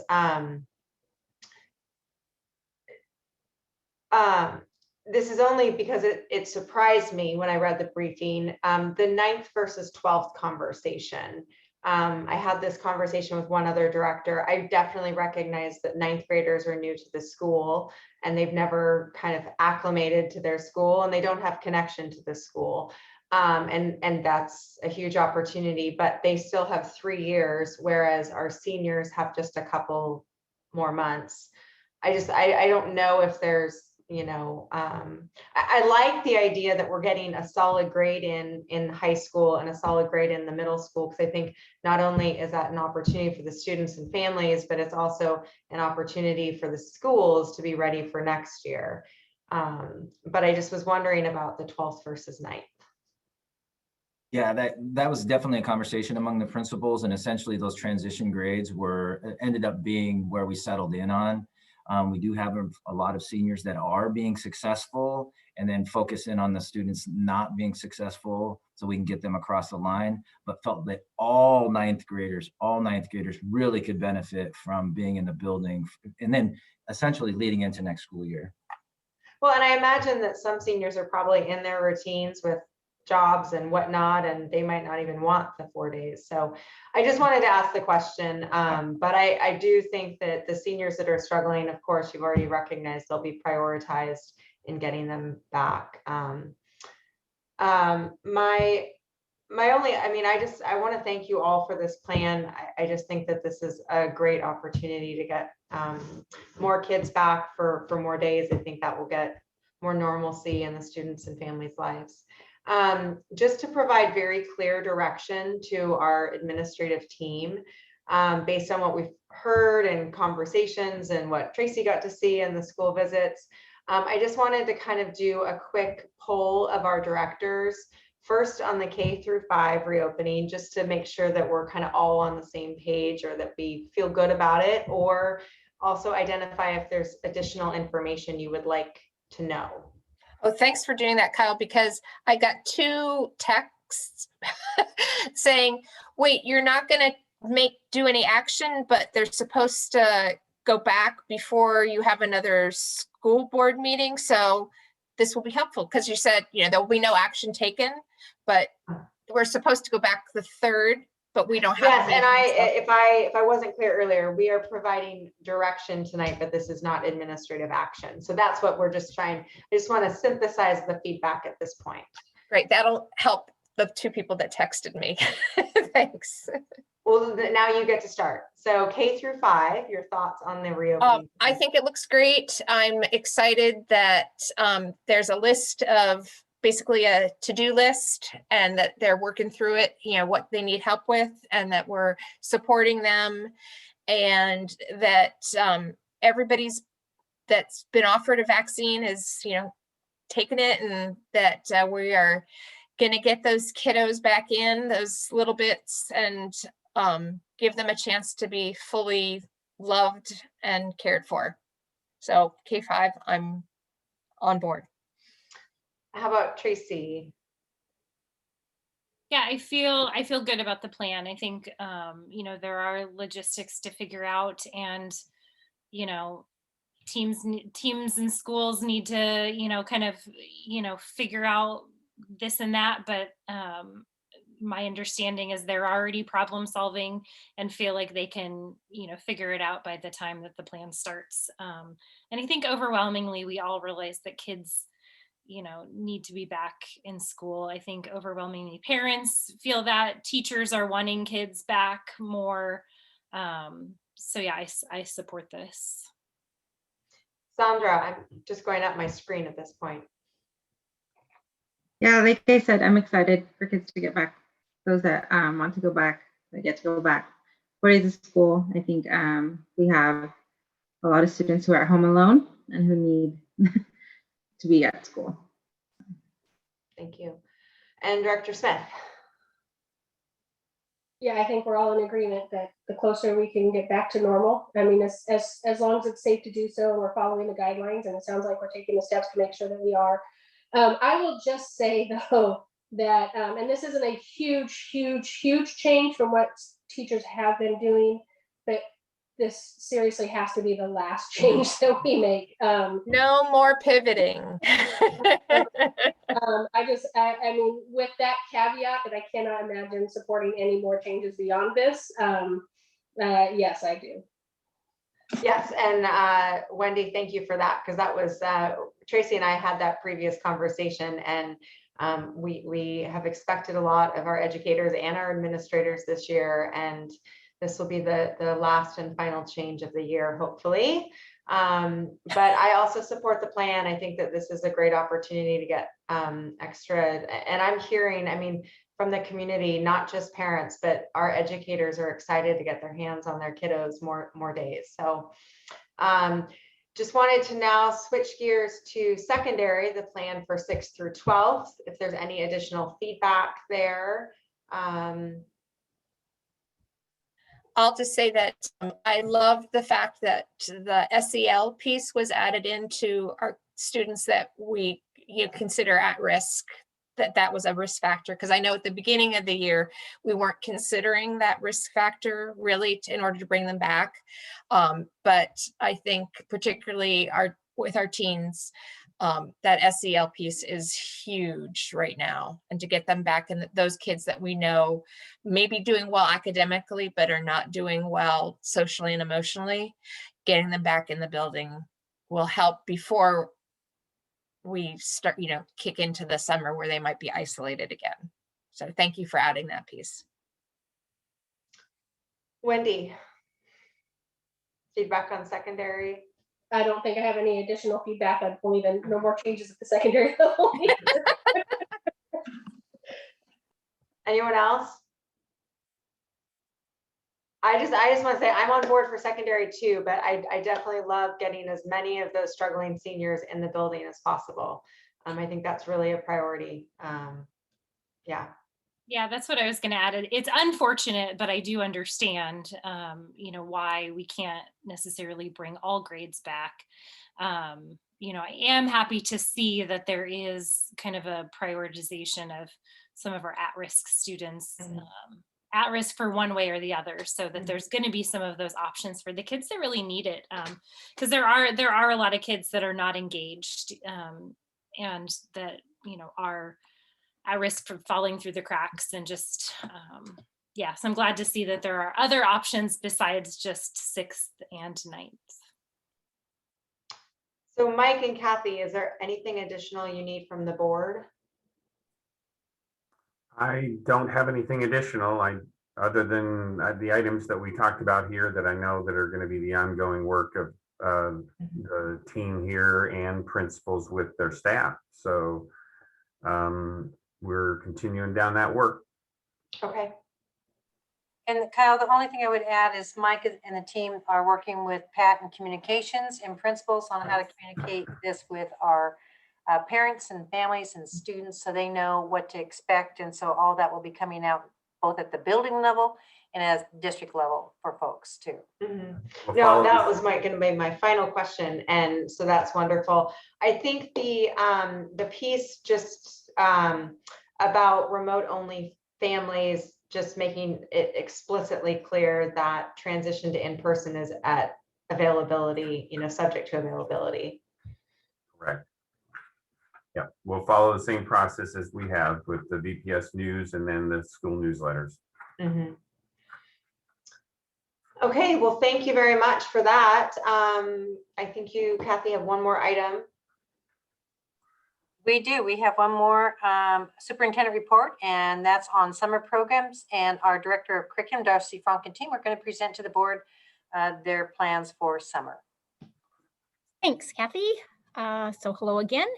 Along with a few of my friends here, this has been a great collaborative effort. We're really proud of the proposals that we're going to present tonight. So I'll have Jefferson bring up the slide deck. Let's go ahead and go to the next slide, Jefferson. So wanted to start with our elementary summer learning launch.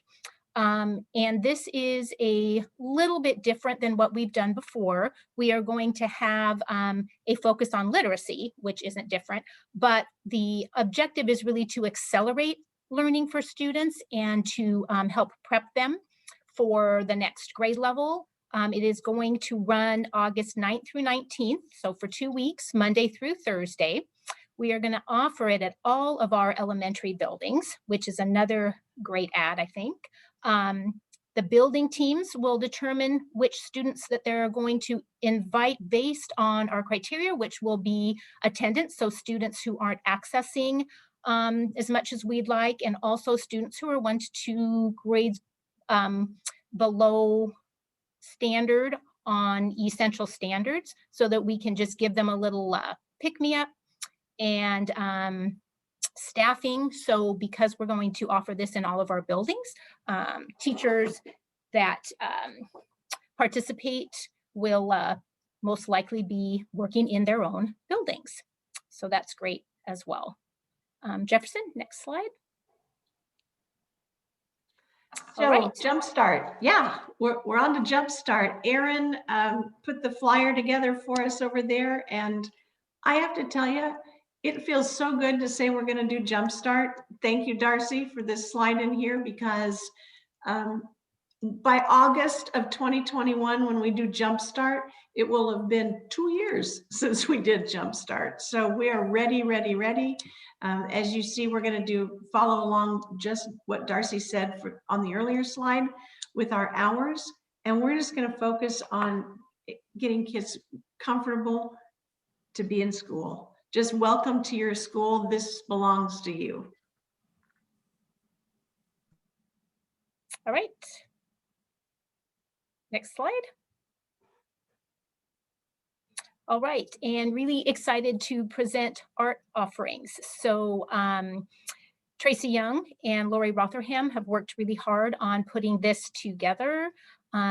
We've got sessions. Our sessions are actually going to run the 2 weeks prior to our summer learning launch, so July 26th and through the 30th, and August 2nd through 6th. And we are going to have a variety of workshops that are going to be offered both weeks so that students could access more than one if they choose.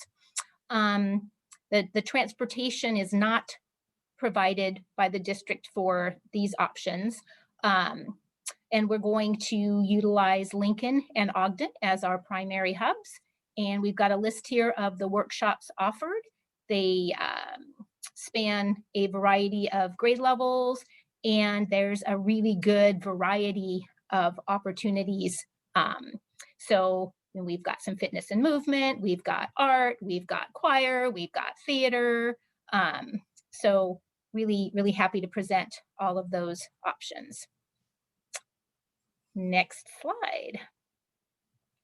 All right, and our middle school offerings, basically the same idea as elementary. So our summer learning launch for our current 5th through 7th grade students. The objective, again, is to accelerate learning for the students, get them ready for the next grade level, provide a focus on literacy, but bring those students in who just need a little bit of a support. Same dates offered at our middle school.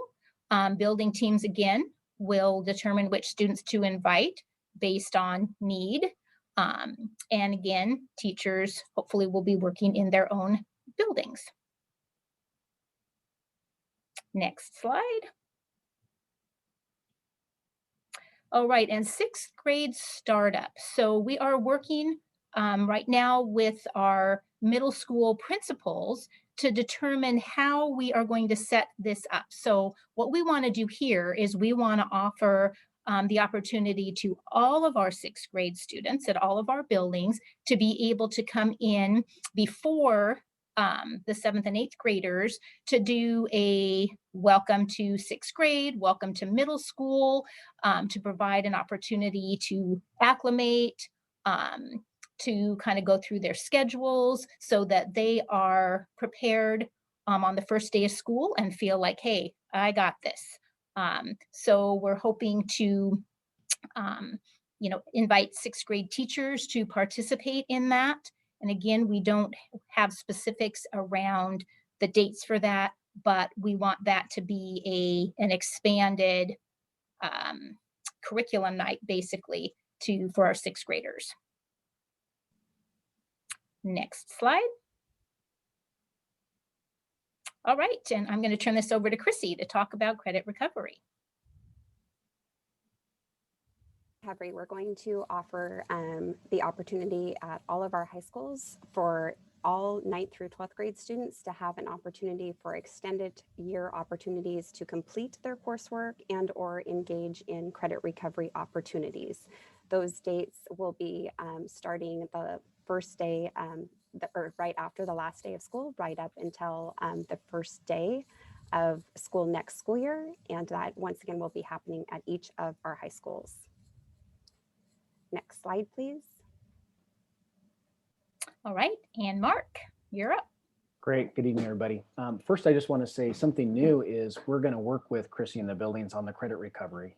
In the past, we haven't offered those in CTE courses, but we have already run a report and we do have some significant work in American Sign Language as well as health. So we're going to really reach out to those students and get them involved in that. So we'll just piggyback on their process and planning to make sure we have those courses available and identify the students for those.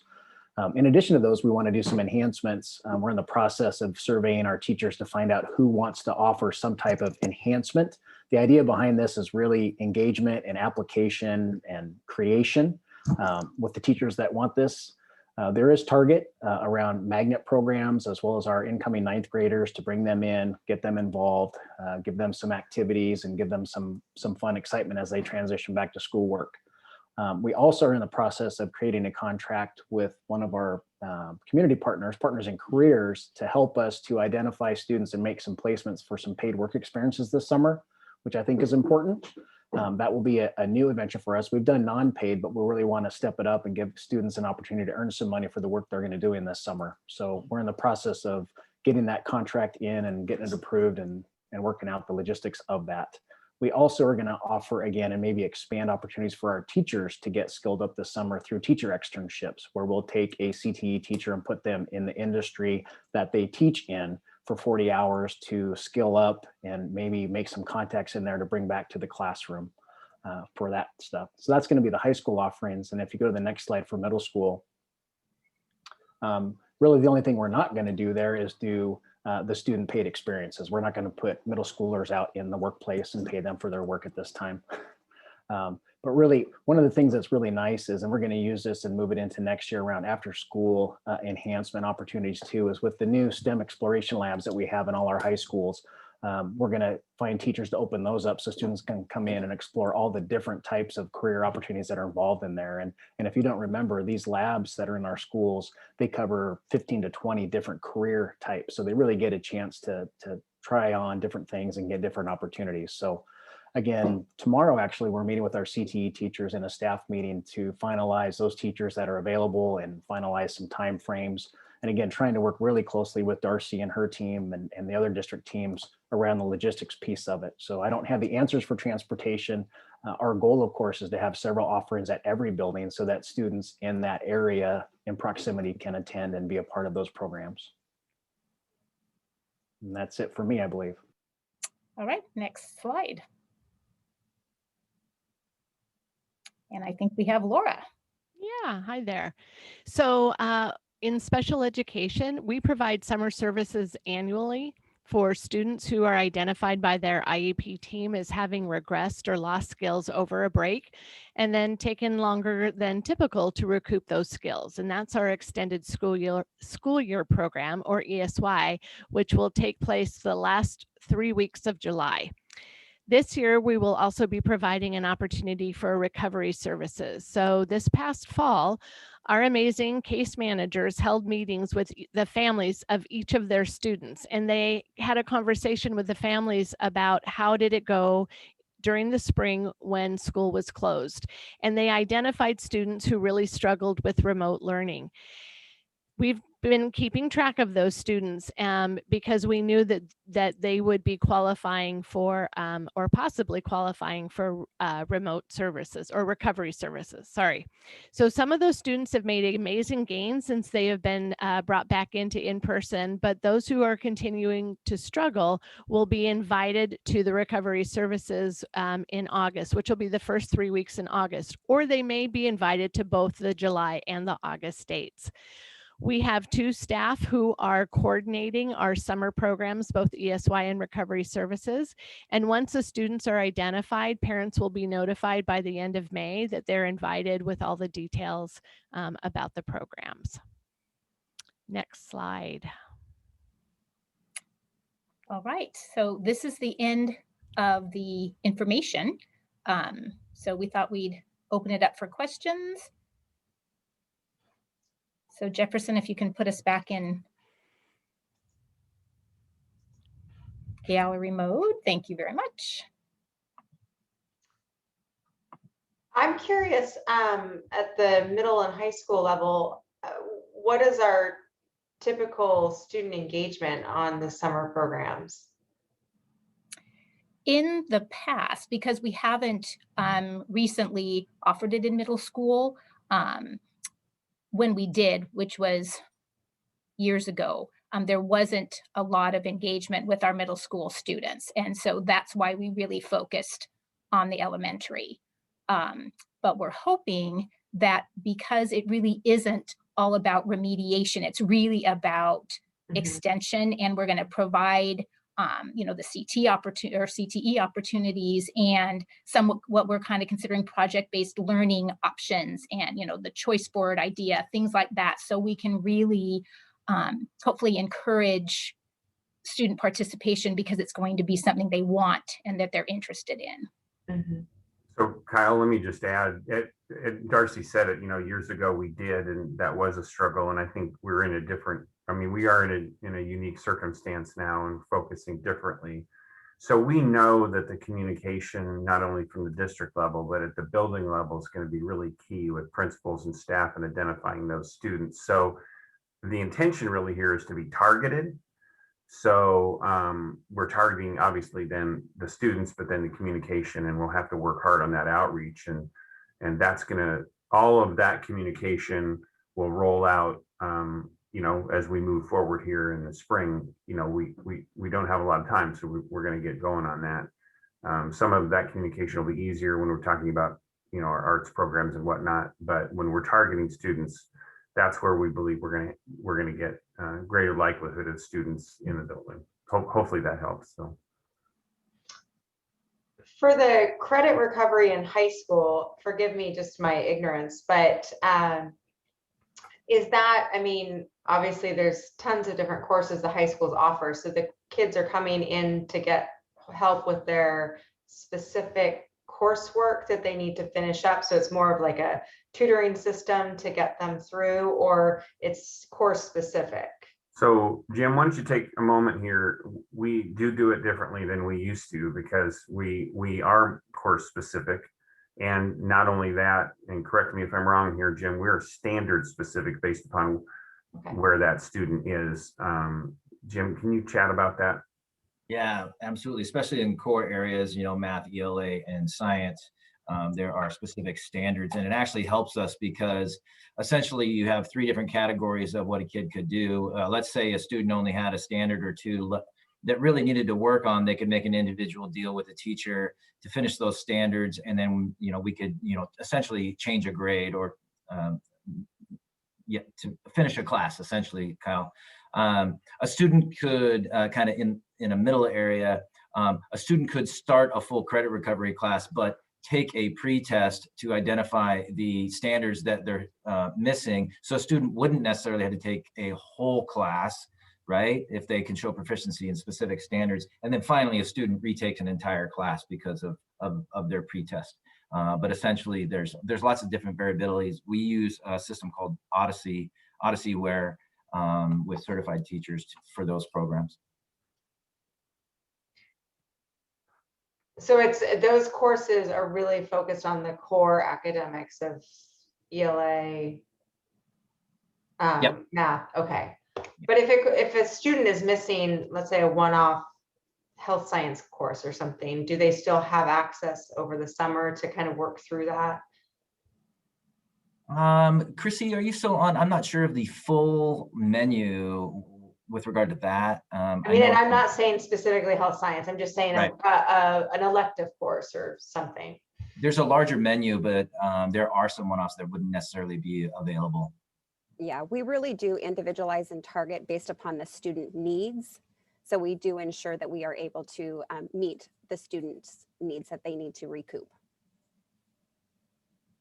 And I think Mark alluded to the ability with the CTE courses, which is something that hasn't always been the case. So that'll be a plus this year too. Does anyone else have any questions?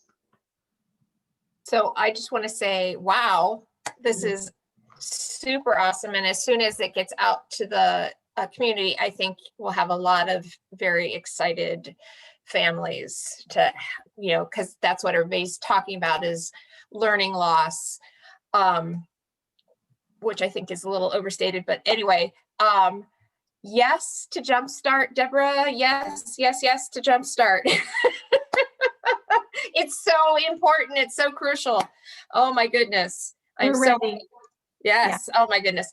I'm also very excited. There's so much I'm excited about in this program. That the focus on the learning loss is open to current kindergartners. I don't know if people are aware, but it hasn't been in the past. I had a couple of kinders my year that needed some additional literacy support, but there wasn't anything offered through the district. So it's for the summer. So I'd like us just to keep in the back of your mind that, boy, if we could do that over the summer with our kindergartners that still need that help, that would be wonderful. So I'm glad to see that. The arts stuff, just to get those kids back, even just to get them back in the buildings for more time, doing the art and the dancing and just being comfortable being in a building is just wonderful. CTE, wow, that was tremendous, Mark. Thank you. I'm very impressed. And to have that 6th grade startup, that is a wonderful idea because middle school is, I think, even scarier in so many ways than high school is.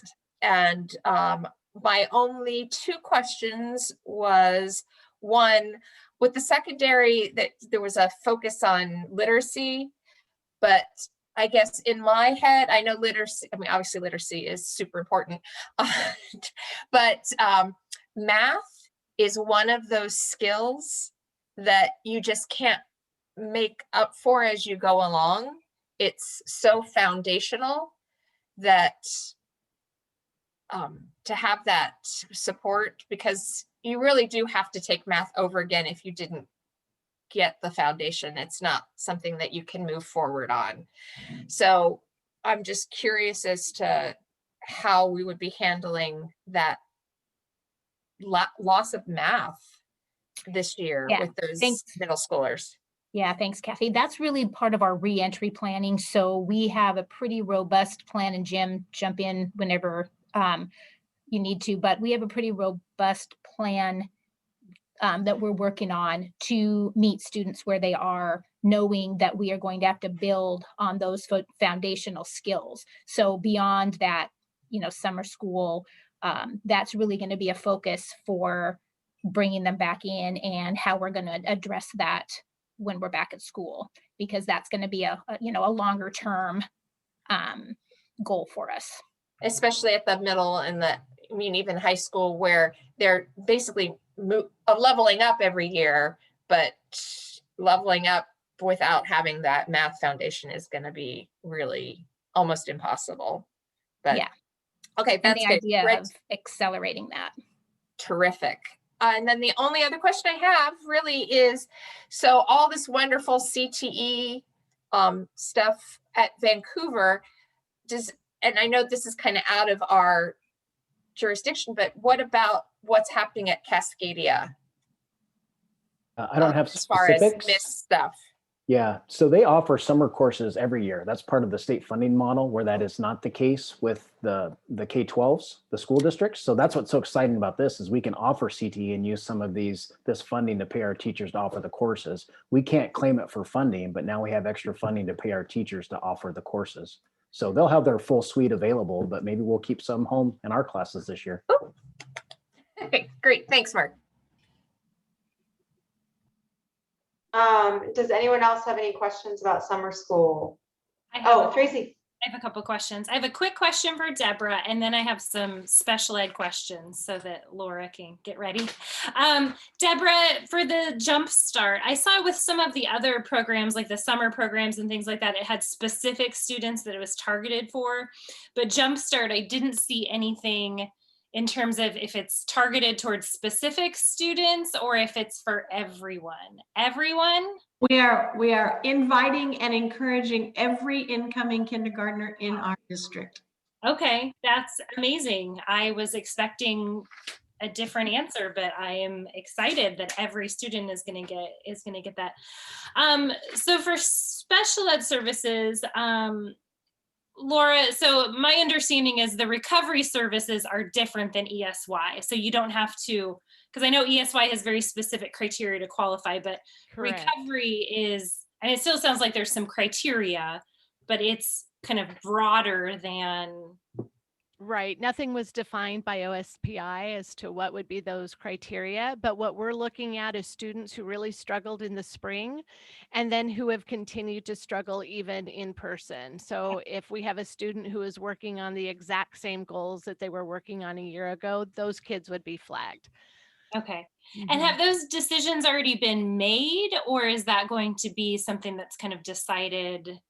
It's in process. So the decision, our case managers had IEP meetings at the start of the year with families and they discussed it. So the families where they said, absolutely, your child is going to require, because they did not access at all during the spring.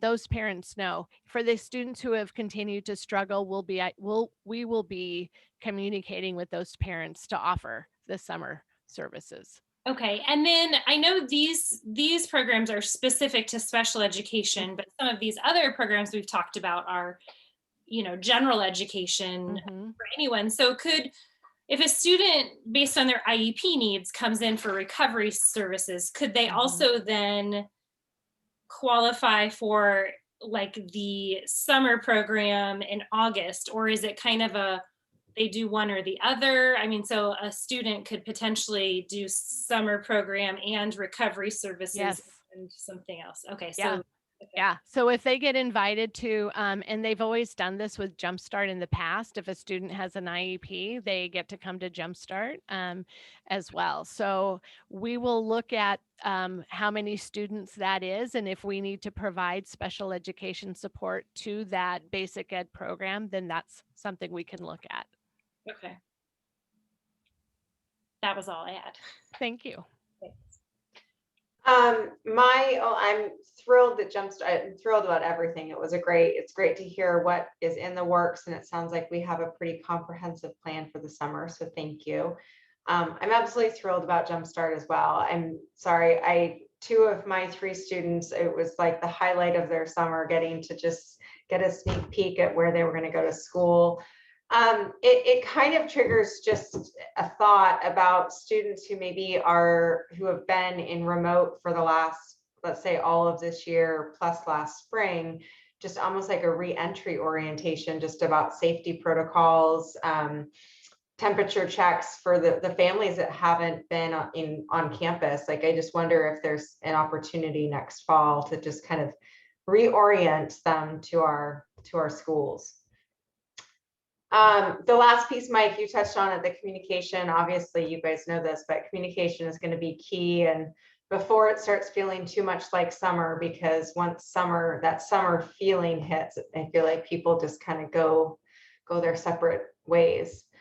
But thank you. It's nice to hear kind of the forward momentum.